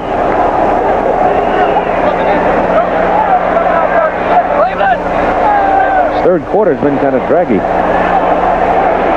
No foul. Number 55, defense. Herb Spencer. This whole third quarter has been quite a bit frayed. Everyone seems to have a lot of loose ends, not pulling anything together. The penalty is against Birmingham. There was no interception, waved off. So what are they going to do with the football? The line of scrimmage is just short of the 45. Now Burrow Sorgan sorting it out, brings the ball up to the line of scrimmage, and now he'll walk off. 15-yard penalty. And that makes it first down Houston at the Birmingham 40. I tell you what, I would not like to be the official on that side of the field because he's getting rattled around by Raleigh's vocabulary. Now there's Herb Fritsch, number 55, right there blocking. Oh, shiver. On Kelly. Well, I told you if Herb Fritsch had a chance to give him a shot, he would. That's a cheap shot. That one was a cheap one. And totally unnecessary.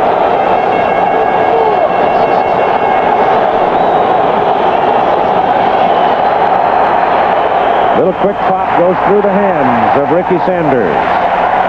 That play has been available most of the day to Houston, but they've missed on it quite a bit here in the second and third quarters. It'll be second down and 10. With the linebackers out of the ball game and the extra people in the secondary in, they're playing more to the outside in their coverage of the wide receivers, and there's no linebacker coming out from inside out to really look for that short pop pass.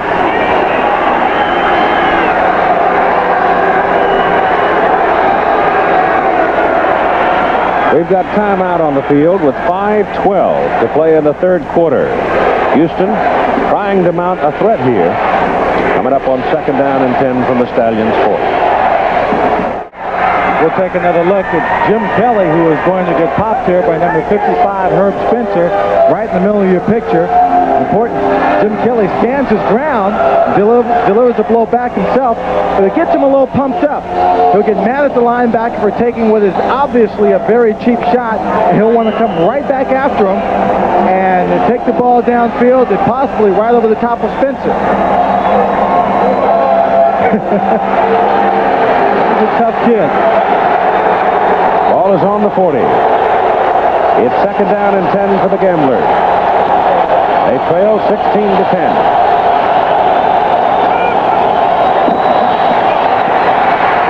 Pass is away. Sanders wide open and has to step out of bounds. His momentum carrying him away from the field of play, and he's just short of the 21 at a first down.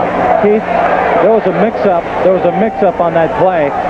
One of the defensive backs should have come over and picked him up in motion. Look at the pressure here. One of the few times they've got it in very quickly on Kelly. He still gets the ball away. But the cornerback, one of the people was late coming across with the man in motion. And that allowed Sanders to come wide open. So the Gamblers now manifesting a threat here in the closing minutes of the third quarter. From the 21 of Birmingham. Kelly goes to Johnson. Touchdown. Great catch, Richard. Number 22 catches it over number 22. Richard Johnson making the reception for a touchdown over David Dumars.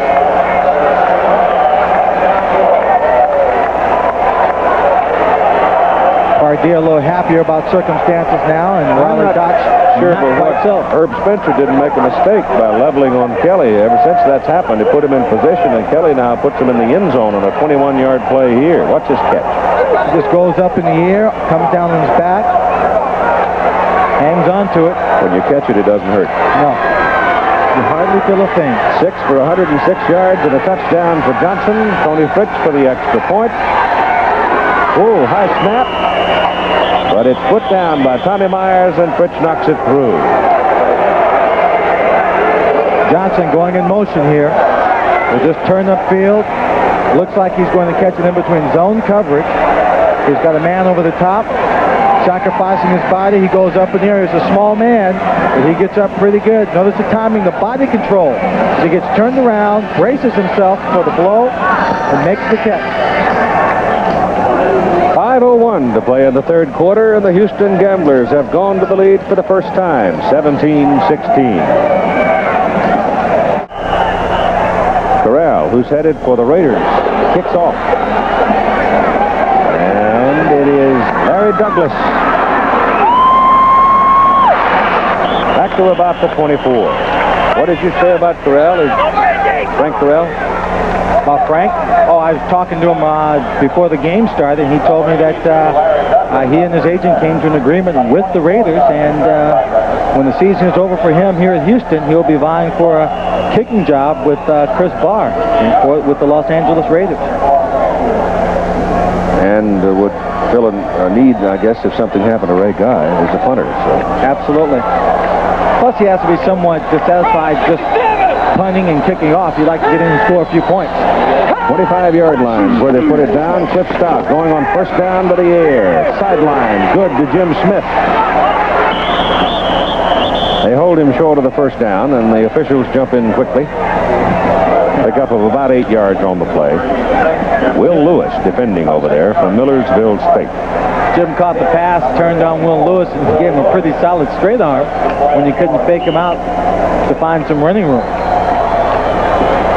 Time remaining is 4:25, third period. Base. We'll be able to give you a lot more as for the semifinals once we get through the games tomorrow. Joe Cribbs. Joe will not get the first down. It was second down and 3, and Joe may have 1. No more than that. Here's the man that scored the touchdown to give Houston the lead, Richard Johnson. All right, Keith, and he's going to tell us exactly what happened on that play. He came through cleanly. Okay, right here. I'm going up the seam, and the strong safety is coming up to take the flat.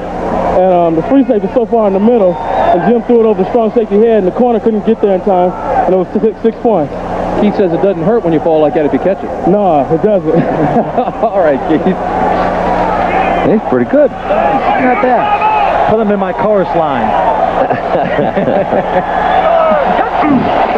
That goes Stout on third down and 2.5. Down the middle, pass good. First down, Birmingham, 45. And it's Mason making the catch. The first time Darrell has seen the ball today, the tight end.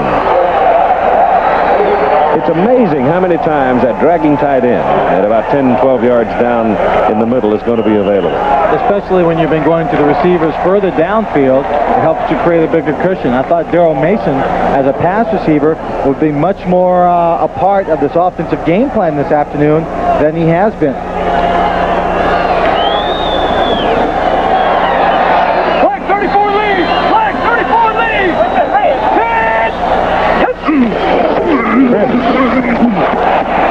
Joe found the hole and went from the 45 to the 49 of Houston.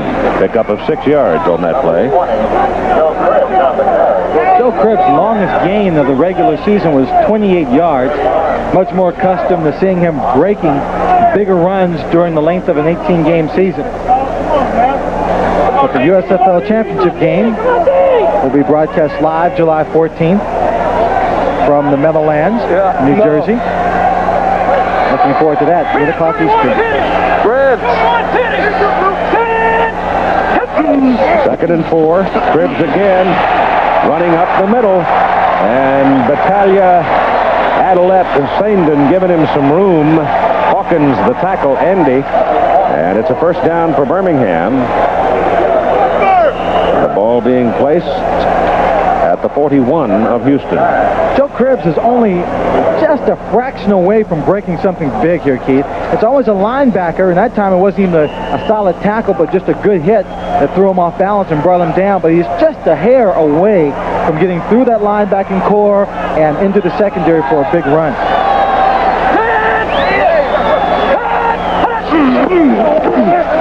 Little play action, good block by Coles to give Stout time. Hits Joey Jones for a first down. And Joey's out of bounds at the 22 of Houston.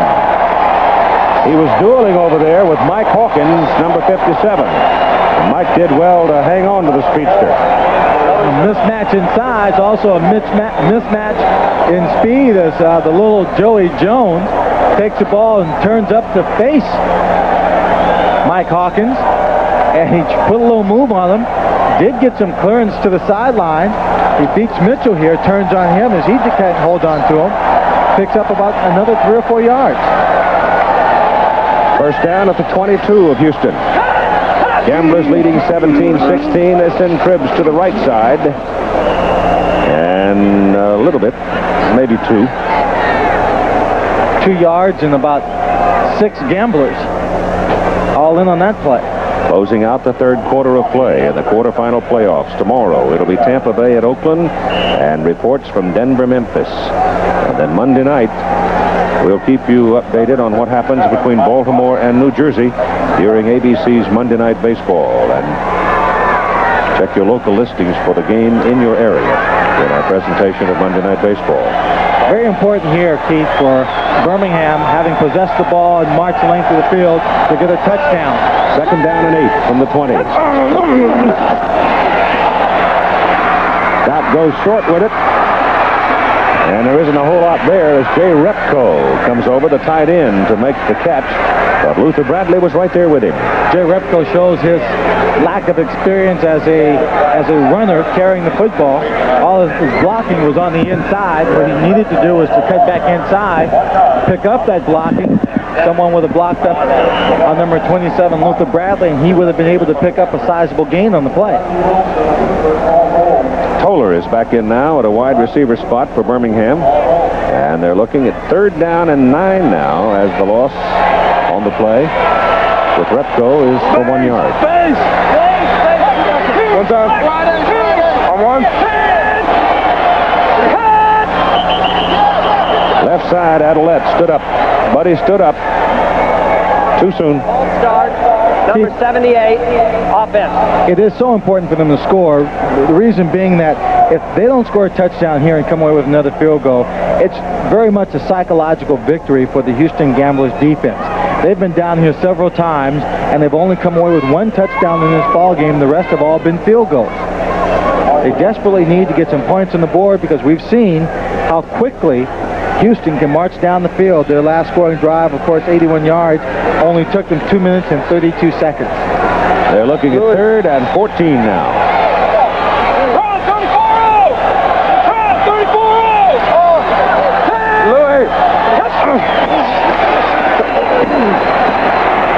Got him. They're going to call him in the grass. That's the 4th sack by the Houston defense on Cliff Stout today. And he'll put him back at the 40, and that takes him out of Miller's field goal range. Number 79, Ross Browner, out of Notre Dame, played for the Cincinnati Bengals, was a 1st-round draft choice for them. Number 35, Mike Mitchell. By golly, they're going to go. They're going to go with a field goal try. They're going to go for a field goal here. Wind must be at his back. Now the wind is, it looks like it's at his back from the flags I see circling around in the end zone that he's going to kick for. 57 yards. His long of the season, 53. If he misses, Houston gets good field position out at the 40. He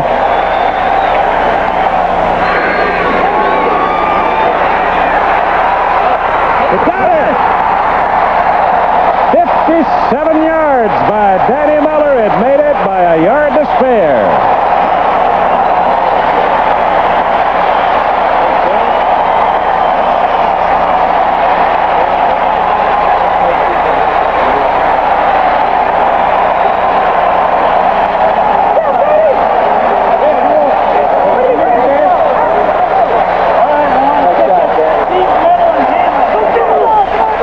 It's a tough call. You're down by a point. You go for a 57-yarder, and watch it. It just comes back enough and has just enough to get over. Forget what I said about a field goal not being a win for them or a psychological defeat for them. Kicking one 57 yards gives you a feeling that anything you want to do, you can, and you can achieve it. Miller now 39 yards, 26 yards, 41, and 57, the 57 being a USFL record. Playoff record. Oh, that woke up the home folks, didn't it? With 18 seconds to play in the 3rd quarter, 19-17 Birmingham, and Miller kicks it deep. Don't come with it, he won't. That's his best return of the day. Yep. Corbell said, I think I'll take the 20. And so it will be the Houston Gamblers ball at their 21st down. Well, Danny Miller's had his ups and downs since coming here. He missed a couple of field goals in the 17-14 loss to Tampa Bay when Birmingham had a chance to lock the Eastern Conference Championship a week earlier. But today he has delivered. He was actually cut after week 7 and had to re-earn the job.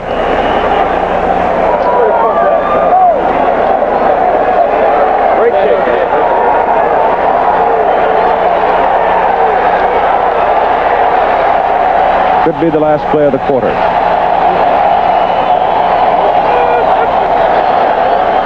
They go to Fowler, and a big hole for Todd Fowler. Out across the 30 and up to the 34.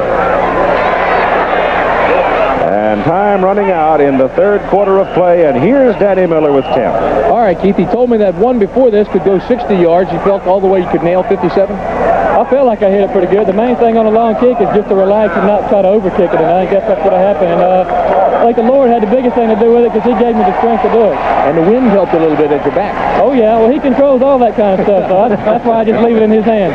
All right, All right. It's 1917, the Birmingham Stallions leading the Houston Gamblers after 3 quarters of play. And we'll be back as we continue our coverage of this quarterfinal playoff game after this message and a word from our local station. He's got quite a thing going for himself in playoff games. Houston's ball first down at the 35.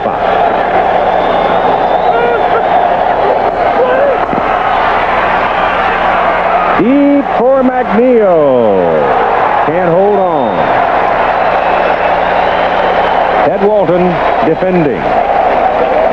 There's a definite mismatch in speed. Teddy Walton is really more of a strong safety than anything else, real strong and physical. McNeil just takes off down the sideline. He's got world-class speed, and the ball is in the air right here. And he just puts on the afterburners to catch up to the ball. Jim Kelly could have put a little bit more into this. McNeil could have run under it. It would have been 6 points. Walton did a good job just reacting to the ball coming down in Gerald's hands. 2nd and 10 from the 35. 1917, Birmingham leading by 2 points on Miller's 57-yard field goal. Todd Fowler.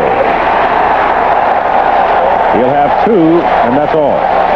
That was Bill Rowe who made the tackle, number 52. He has not been in the game much this afternoon due to the fact that the defense of the Birmingham Stallions have been playing more of that dime defense, 6 defensive backs, 1 linebacker, 4 down linemen, and once again, true to the first half of play, or the first 3 quarters of play, he comes out of the ball game. 6 defensive backs are in.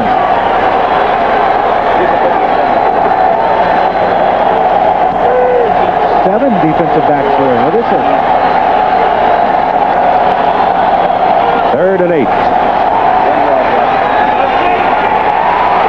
Kelly gets away from the pressure and tries to pick up the first down, but he's going to be short by a yard or so. And it'll bring up 4th down with 13 minutes and 50 seconds to play. Corral is in to punt on 4th and close to 2. Too early to take this kind of a gamble, even if you are a gambler. We've got 10 men up on the line, but 2 of them occupied with down to the wide people who function as coverage, and they run out the clock, 30-second clock, and it'll cost them 5 yards. This ball game is very much in the hands now of the Birmingham Stallions offense. They have to be much more consistent and develop more of that killer instinct when they get the possession of this punt and drive it the length of the field to score, and not be satisfied with a field goal, even one of 57 yards. Houston flagged 7 times for 80 yards and penalties. You got it, Vince, you got it! Low driving kick to McFadden. Oh, that's a good play downfield. But here's penalty flags all over the play as Vince Corville was down and grabbed a hold, and you probably got an illegal block somewhere downfield. I think so. I couldn't tell who it was, but it looked like they were trying to be very careful not to clip. I think as McFadden took control of the punt, they decided to engage the block. They thought they had a clear shot, but the official was right on top of it. On the return, illegal block in the back by the return team, number 21. Yeah, Dennis Woodbury. Woodbury, yeah. We'll take a look at it. See right there, he just makes the push in the back of Corville. Corville still hangs on to make the tackle. So Birmingham gives up what was pretty good field position now as the ball comes back to about the 11-yard line with 13:08 to play in the game.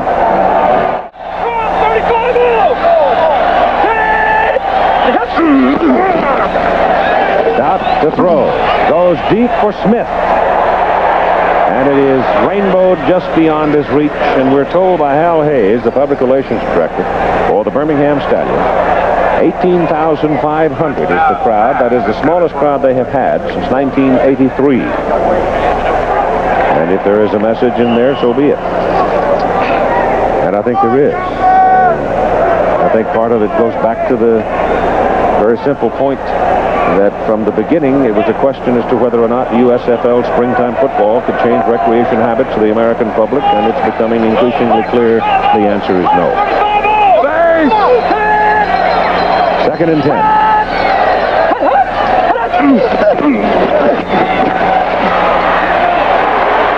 Stout's going to pull it down and run with it, and gets it up to about the 17. Had to avoid one of the officials in that little scramble. Yeah. Point was made yesterday in talking to a businessman here in Birmingham, and he said, well, half the population is probably on the Gulf Coast this time of the year. I don't know. Well, we know where they aren't. Yeah, that's right. Of course, also, I believe in history, our affiliate here in Birmingham had one of its biggest ratings ever in coverage of a Stallions game.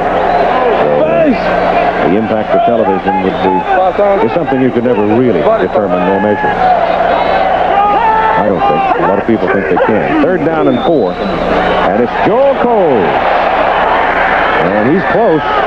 Just over the 20, had to get out just past the 21 as Rockmore brought him down. Kind of an interesting thing in the television side of it again. The highest ratings the first 2 years, I guess, for television coverage of the USFL had to be in the Philadelphia area, Philadelphia market. But they were never really able to translate the heavy following on television into ticket sales. And then now, of course, they've bounced off to Baltimore and they've done quite poorly. Or to College Park. Bob Parsons to punt it. Good high kick by Bob.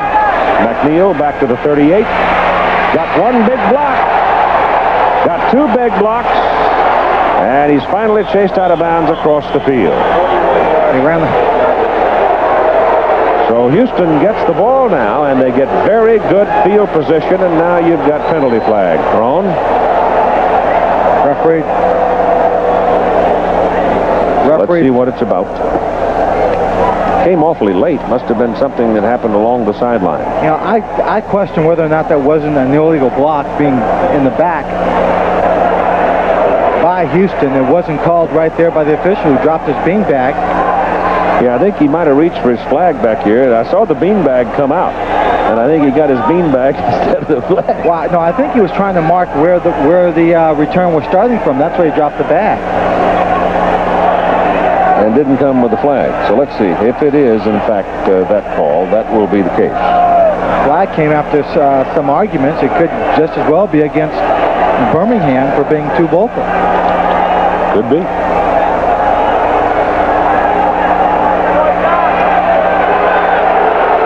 It is.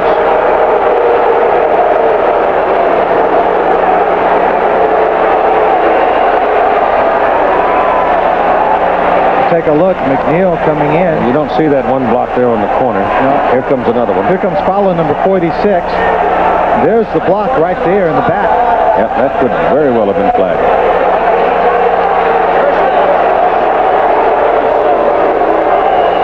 It's a 41-yard punt, 8-yard return, plus 15-yard penalty, which makes it only an 18-yard net. Suddenly, Houston is sitting over there on the Birmingham 37-yard line with a first down. 10:50 to play in the ball game.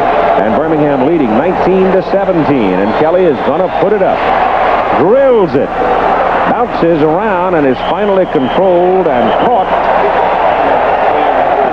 by Vince Corville. And it's nearly a miracle to me that Corville's going to get up. Corville's getting up. And a lot of it has to do with the fact that number 61, the center on the offensive line, Billy Kidd, came charging downfield after the pass was thrown to give him some help. He gets a good block here. Now watch Corville make the catch. Now there's 61. You see him coming from behind the screen, at the top of the screen. He comes all the way down, and right there, he just lays out two people. Number 34, Robert Gentry, was one of them. Second down and 1 for the Gamblers. And it's fake, beautiful fake, and thrown and missed. He had Johnson. He had to touch the ball to him, and Jimmy could not get the ball to Richard in time. He really had it. His fake to Harrell fooled me for a moment, and about half of the Stallions. Very excellent play-action fake. When he came out to throw the ball, it looked like he anticipated Johnson turning it up the field more, and Johnson flattened his pass route across. Now Rowe comes back in along with Kelly, and they take out a couple of the defensive backs. Anticipating the run. Third down and 1. Fowler is in. And he's got it. And he got the first down. I don't think he made it. Bill Rowe out of Colorado. He was a mighty man in the goal line stand by Birmingham in the very first quarter, and he just came in with a big play here. And it brings up 4th down. They anticipated correctly the run to Fowler. Bill Rowe reads it. He had about a 4-yard cushion off the line of scrimmage, standing behind his defensive line, read the play, pursued laterally to his right, and then just filled it with great aggression. They're going for the field goal with Toni Fritsch from 46 yards. He is 8 out of 8 between 40 and 49.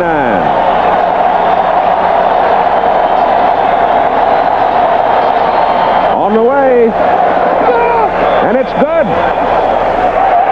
So the field goal kickers are having a field day. Miller has kicked 4, one of them 57 yards. Fritsch responds from 46 yards, and Houston leads 20-19. And the kickoff by Corral is way back there, and Douglas is told by his colleagues, stay there. And they'll come out to the 20.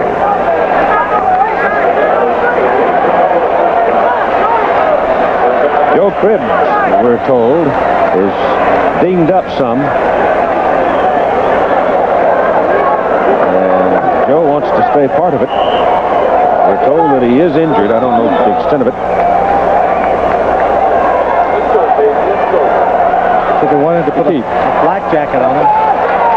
They said there wasn't enough time. It's first down, Birmingham from the 20. As Stout puts it in the air to Joel Coles, and Coles dives for the marker, and they'll put him out at the 30, and that should be a first down. The jacket they're talking about probably is a flak jacket. Here's Tim. Chief, Joe hurt his ribs way up high under his armpit. They're trying to put a jacket on him. He says, no, it's too late for that. We only have 8 minutes left. He wants to get back into the ball game, but the doctor's going to keep him out for a few minutes, try to check and see if some of the pain goes away. So they're holding him right now. We don't know if he's going to go back or not. Okay, thanks, Timmy. 8.5 minutes to play in the game, and it's 20-19, Houston. Coles. And Joel picks up 2 to the 32. Stout in this half, 6 out of 8 and 64 yards, but in the third quarter, the Birmingham offense produced only 57 yards. Everything seemed to be sputtering. In that third quarter, the game was really up for grabs, but no one took it. You see them working now on Cribbs. Looks like a bag full of ice. I doubt that he's going to play with a bag full of ice wrapped around the side. No. Second and 8, flip drops. Hit by Caton as he throws. The pass is incomplete. He threw it in the general area of Paulette Caruth, who's in the game replacing Joe Cribbs. So Pete Caton's presence is felt on that play. That's the second time that he has hit the Birmingham quarterback and forced a bad throw. Of Eastern Illinois, he also played with the Winnipeg team up in Canada. 6'2", 240, and the number 1 man when it comes to rushing the passer. Birmingham on the season 41% on third down conversions, but today against Houston they're only 2 out of 9.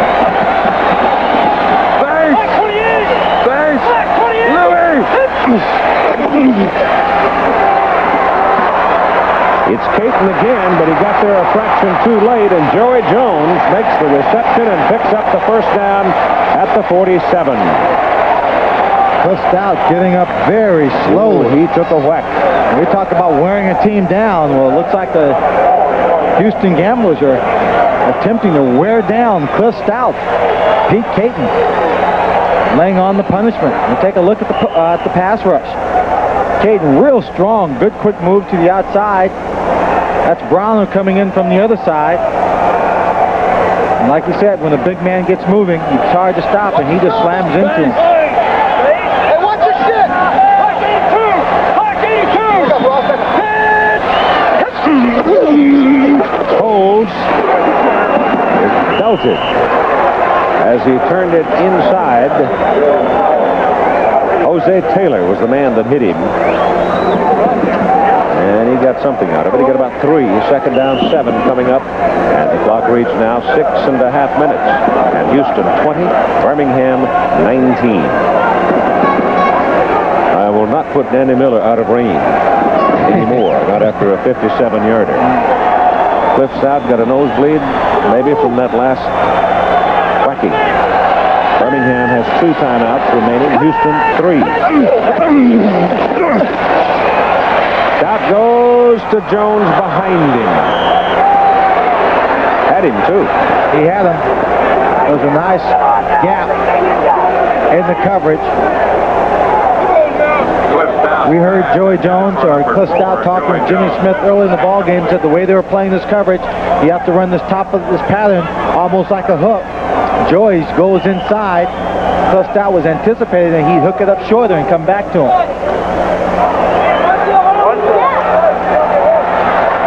3 wide receivers in the ball game now.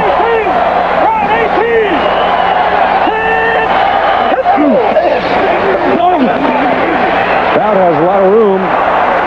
Pass is thrown to Jimmy Smith, and he can't hang on to it. Mitchell and Lewis were both there. Jim Smith's been pretty quiet the second half. He certainly has. The ball was there, catchable. Jim Smith not happy with himself. He knew he knew he should have had that pass. Jimmy's caught 1 in the second half. Yeah, that would have been a clutch 3rd down catch for this team. Kept this drive alive. Somebody on the field is hurt, Keith. In a black jersey. One of the big guys. I think it looks like Pete Caton. That is Caton. Working on the left ankle or some part of the leg. So we've got a timeout for Pete Caton at 5:59 to play in the ball game, and Houston leading by a point. He's got it very, very high.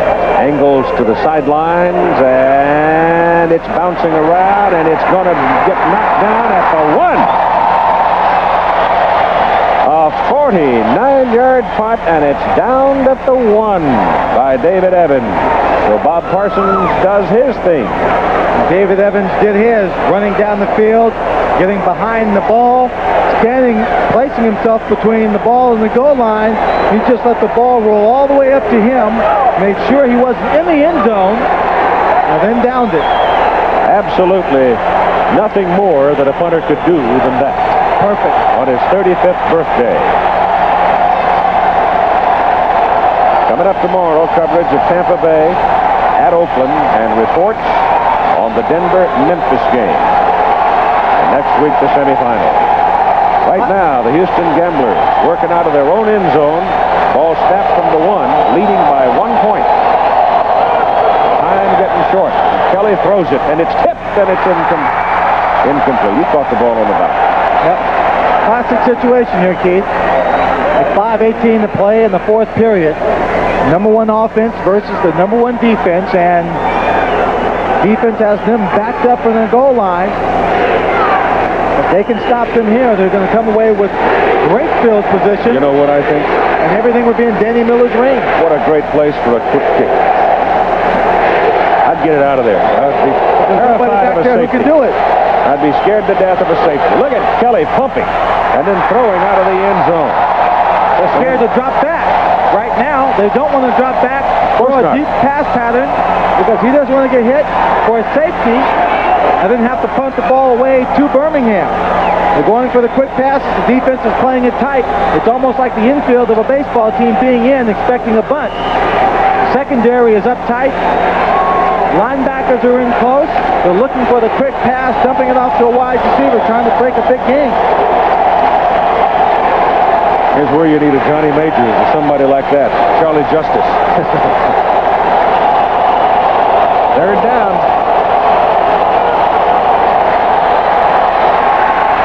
Kelly goes sideline. Sanders. Bill Rowe is arguing about the mark, and Bill might have an argument worth carrying on, but he surrenders on it, being the kind of a fellow he is. And it's going to be a first down for the Houston Gamblers at the 11. Now, let's take a look at Sanders. He almost hit the chalk. Rowe thought he did. Let's see. And that's what he argues about. You see the catch right here in the sideline. You see the first down marker. Did not. He does not. Steps out of bounds after he picks up the first down. Oh, the Gamblers get a little room to operate now. Leading by 1 point. 5:09 to play. The winner goes on to the semifinals. Give it a Fowler. Big hole for Todd. Good tough run, and he comes out to about the 23-yard line. So now they really got some room to work. The offense of the Gamblers coming through, getting them out of a very, very bad position on the field. They have room to work with now. The clock is working to their advantage with a slim 1-point lead. Talk to me about Kelly. Talk to me about Kelly, who's been out for 4 weeks. He's playing the best defensive team in the league. He's pinned up on his 1-yard line. On third down, he comes up with a big play. I was told that he could have played last week. He took some snaps during the course of practice last week. He practiced both days this week. It's a system he's lived with for 2 years, Keith, so it's not a relearning process for him. Blitz. Fumble is covered. Kelly was blitzing up the middle. Hits Fowler. Todd dropped it, but covers it on the 20. Well, the defense is... If Birmingham is going to win this ball game at all, Keith, and come back, it's going to have to be on the efforts of the defensive unit. They played a good football game this afternoon. The offensive team for Birmingham has been in position to score. They've come away with just field goals. They have to get touchdowns against this Gambler football team. 3:50 to play in the ball game. Winner goes home. I mean, the loser goes home. Kelly. Off the hands. A little too high. Johnson couldn't pull it down.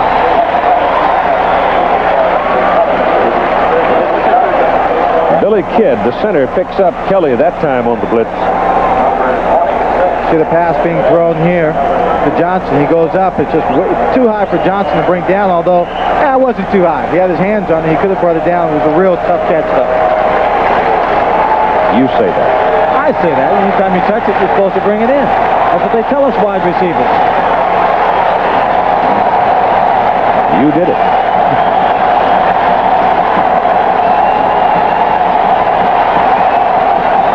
Third down and 13. Blitz is on again. Picked up. Kelly's pass. He is off the hands. Just off the hands of Scott McGee. And so they'll have to punt now with 3:36 to play in the ball game. And a 20-19 lead for Houston. Well, right now it's going to turn all to the Birmingham offense. It's like a tennis match with the match being on your string and it's your serve, or you can win it. The offense will get the ball with just over 3 minutes to play. And what they need is a field goal to go ahead. What Houston needs is a huge punt by Corral. The wind is at Frank's back. But Frank has not had the ball up today. Most of his punts have been low. Thad McFadden deep for Birmingham.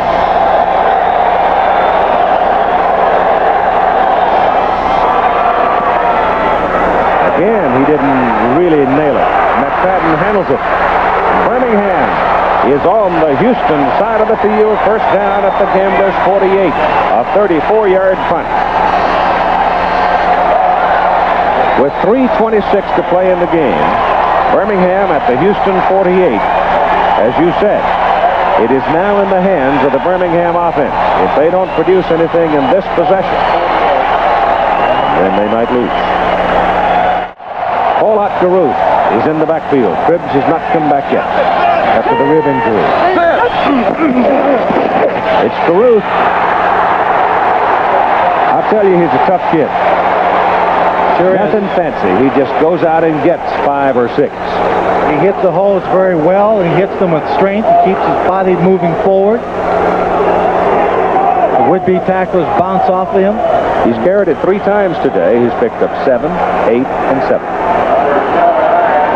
Not a bad fella. You just keep giving it to him.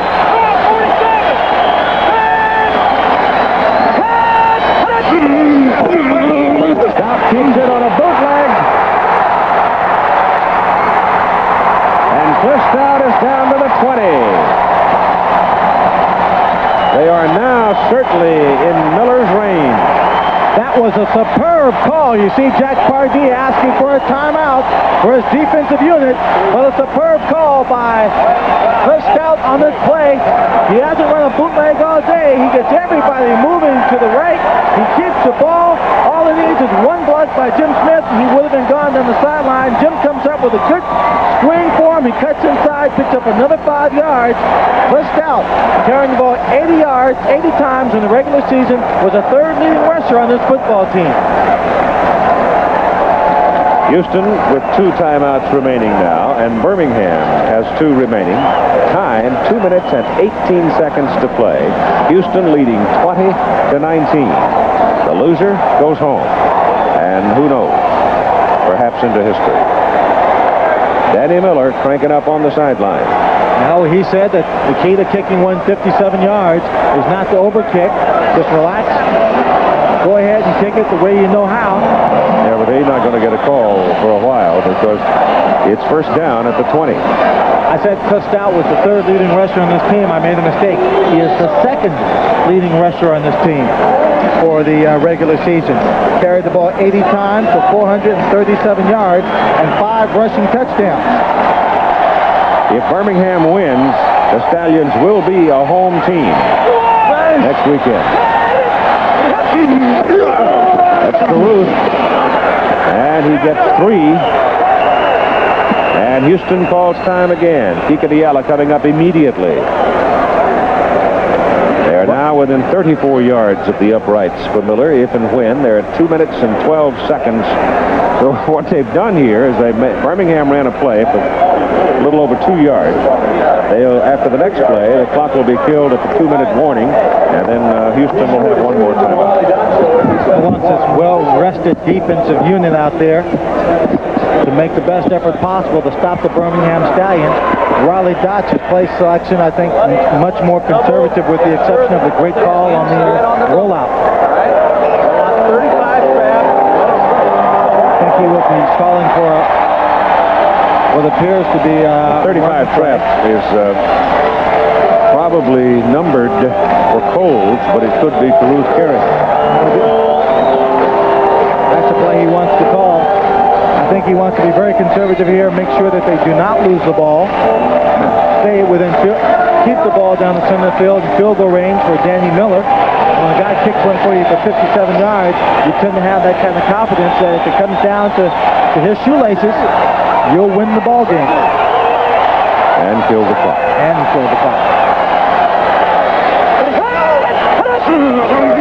It is Coles. And he fumbles the football, and Houston can't get it. It goes out of bounds. There were 2 gamblers there with a chance to get it, and the confounded greasy thing wouldn't come to them. It would not come to them, bounced out of bounds before anybody had possession of it, so it goes back to the team who last had possession, which is the Birmingham Stallions. You see Coles here running laterally. He just loses control of it. It's hit. Hawkins. Mike Hawkins has a chance. Lewis has a chance. But when Lewis went for it, he was already out of bounds. Oh, it's that Jose Taylor, who reaches in and knocks the ball loose. Coles is down around the 12, but it's when he lost the ball and it keeps bouncing back upfield, and they wind up with very little on that play. In fact, they lost on that play. It's now 3rd down and a long 8. Possible blitz. For Smith, overthrown. Yeah, Joey Jones. Oh, you had him wide open. Wide open at the 10-yard line for the 1st down. And it is 2 minutes and 99 seconds on the clock. 2 minutes to go. 2 minutes to play in the football game. The winner goes to the semifinals next week. The loser goes home. It is 4th down. Danny Miller will be center stage for about a 35-yard field goal try in just a moment.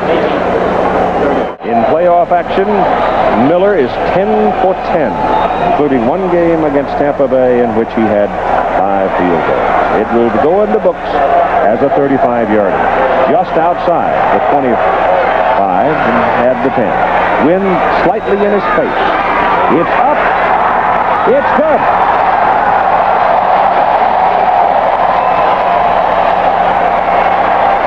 Danny Miller, the man of the day for the Birmingham Stallions as he puts them back into the lead 22 to 20.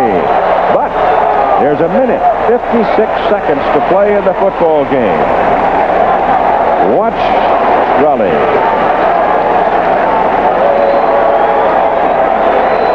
He'll buy Miller supper if they hold on.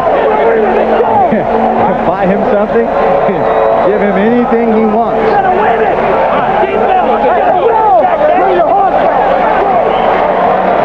Well, the defense did its job in holding.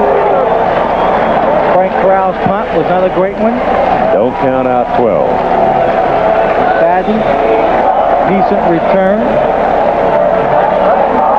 The offense moving the ball down the field. The big play, of course, was Cliff Stout's bootleg and keeper, which brought them down inside the 20.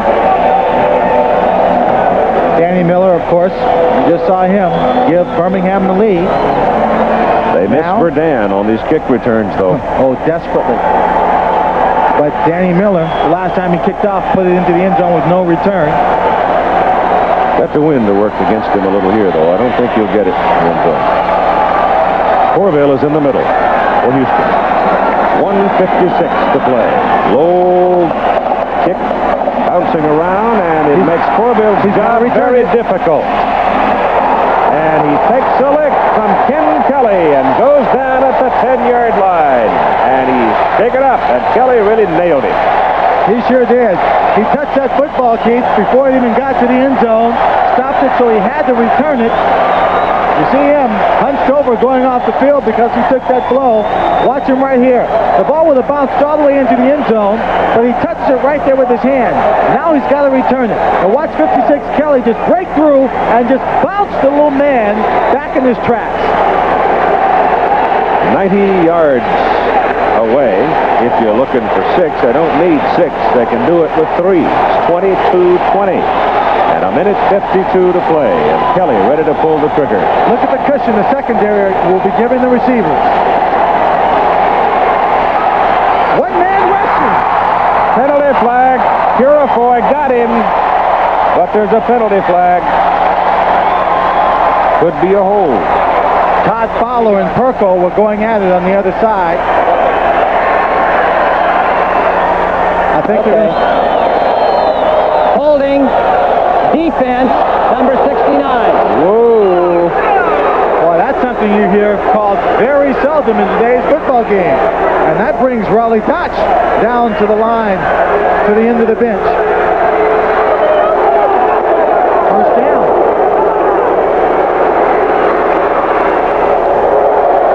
Carries a first down with it. Ball is out at the 15. It is not the kind of action you want at this juncture in the football game by your defensive lineman. Minute 47 to play. Houston with one timeout.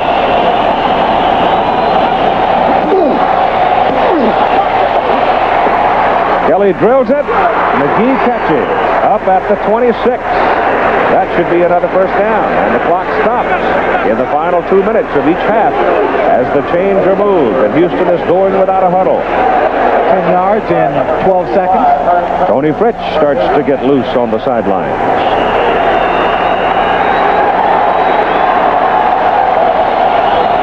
He's the place kicker, in case you don't know. Kelly looking and throws, and Johnson hit hard, holds on. Another Houston first down, and a minute 26 to play in the football game. There's Toni pacing around. Toni Fritsch doesn't warm up too often. Matter of fact, the last time he got hurt was warming up doing jumping jacks. Toni has kicked 2 today, from 20 and 46. Miller has kicked 5. But it's Fritsch to get the next call if they can get it within his range. Fowler wide open, past the marker, out of bounds, first down, and it's now on the Birmingham side of the field. 49-yard line, and Kelly not getting greedy. He's taking what the defense is giving him, and the defense is, particularly the safeties, are playing center field. He has 1 minute and 9 seconds on the clock. He started out with 1 minute and 52 seconds on this drive at the 10-yard line. In that amount of time, in those seconds, he has marched just over 40 yards, about 42 yards. Kelly, 22 out of 36, 298 yards on the day.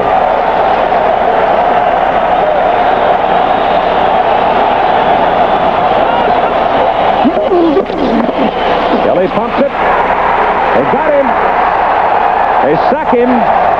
Malcolm Taylor, who played with the Gamblers last year. And Taylor knocks him down on the 43 of Houston. Taylor gets credit for the sack with a pure strength move, Keith. Pocket all around Kelly. The clock's still ticking. 1 minute left to play in the ball game. And he just caved it in on him.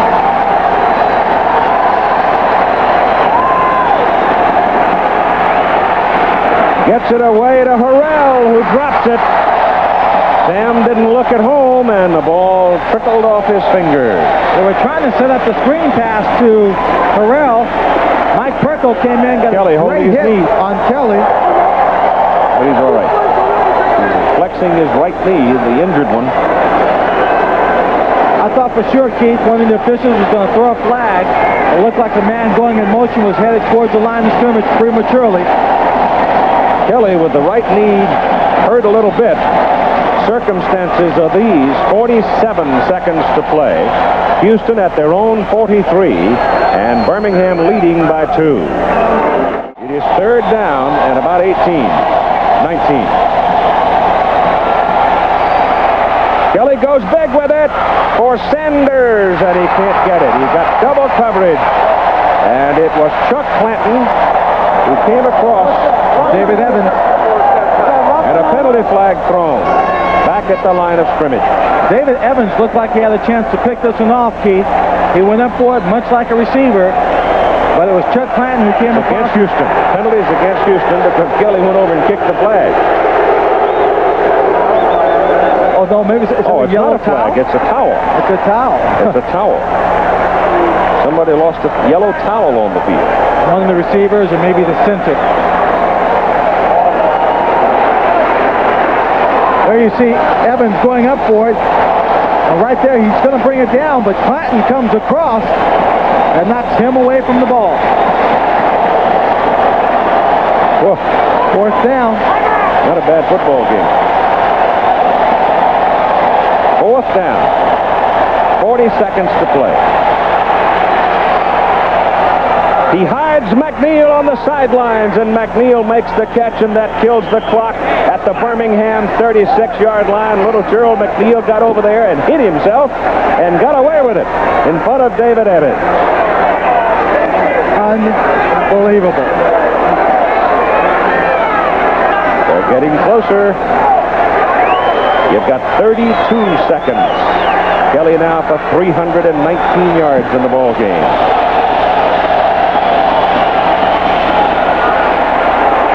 Going to run with it, and does a hook slide at the 32. And now they can't kill the clock. They don't have a timeout. They've got to run a play to kill the clock. 17, 16. Precious time ticking away. Going to be a long field goal try for Fritsch. They've got to throw the ball out of bounds here and kill the clock, and Kelly does it. Whoa! He didn't get it out of bounds. He bounced it. But he did effect what he wanted to do, as kill the clock with 5 seconds to play in the ball game. Houston 20, Birmingham 22, and here comes the venerable veteran from Austria. When we did a halftime feature on Toni Fritsch, he told Tim Brandt one of the things he loves about being a kicker is to see all those guys jumping around, fighting to see who's going to win. And coming in the last second of a ball game, this little bitty kicker comes in, kicks it, hits the field goal, and wins it for his team. Now he has his opportunity. Center stage. Absolutely. Birmingham spins the timeout. Depending where they mark the tee, it's got to be right around 49 yards. Well, he said he could kick one 50 yards. Never lift thy mouth overload thy foot. Or anything else.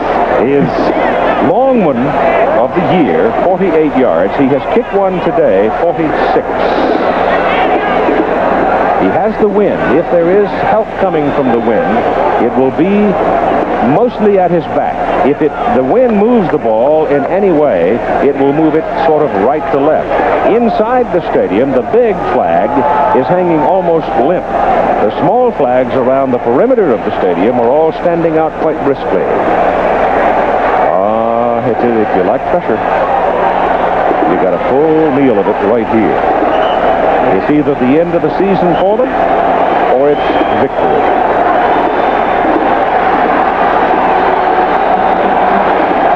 It will be 49 yards.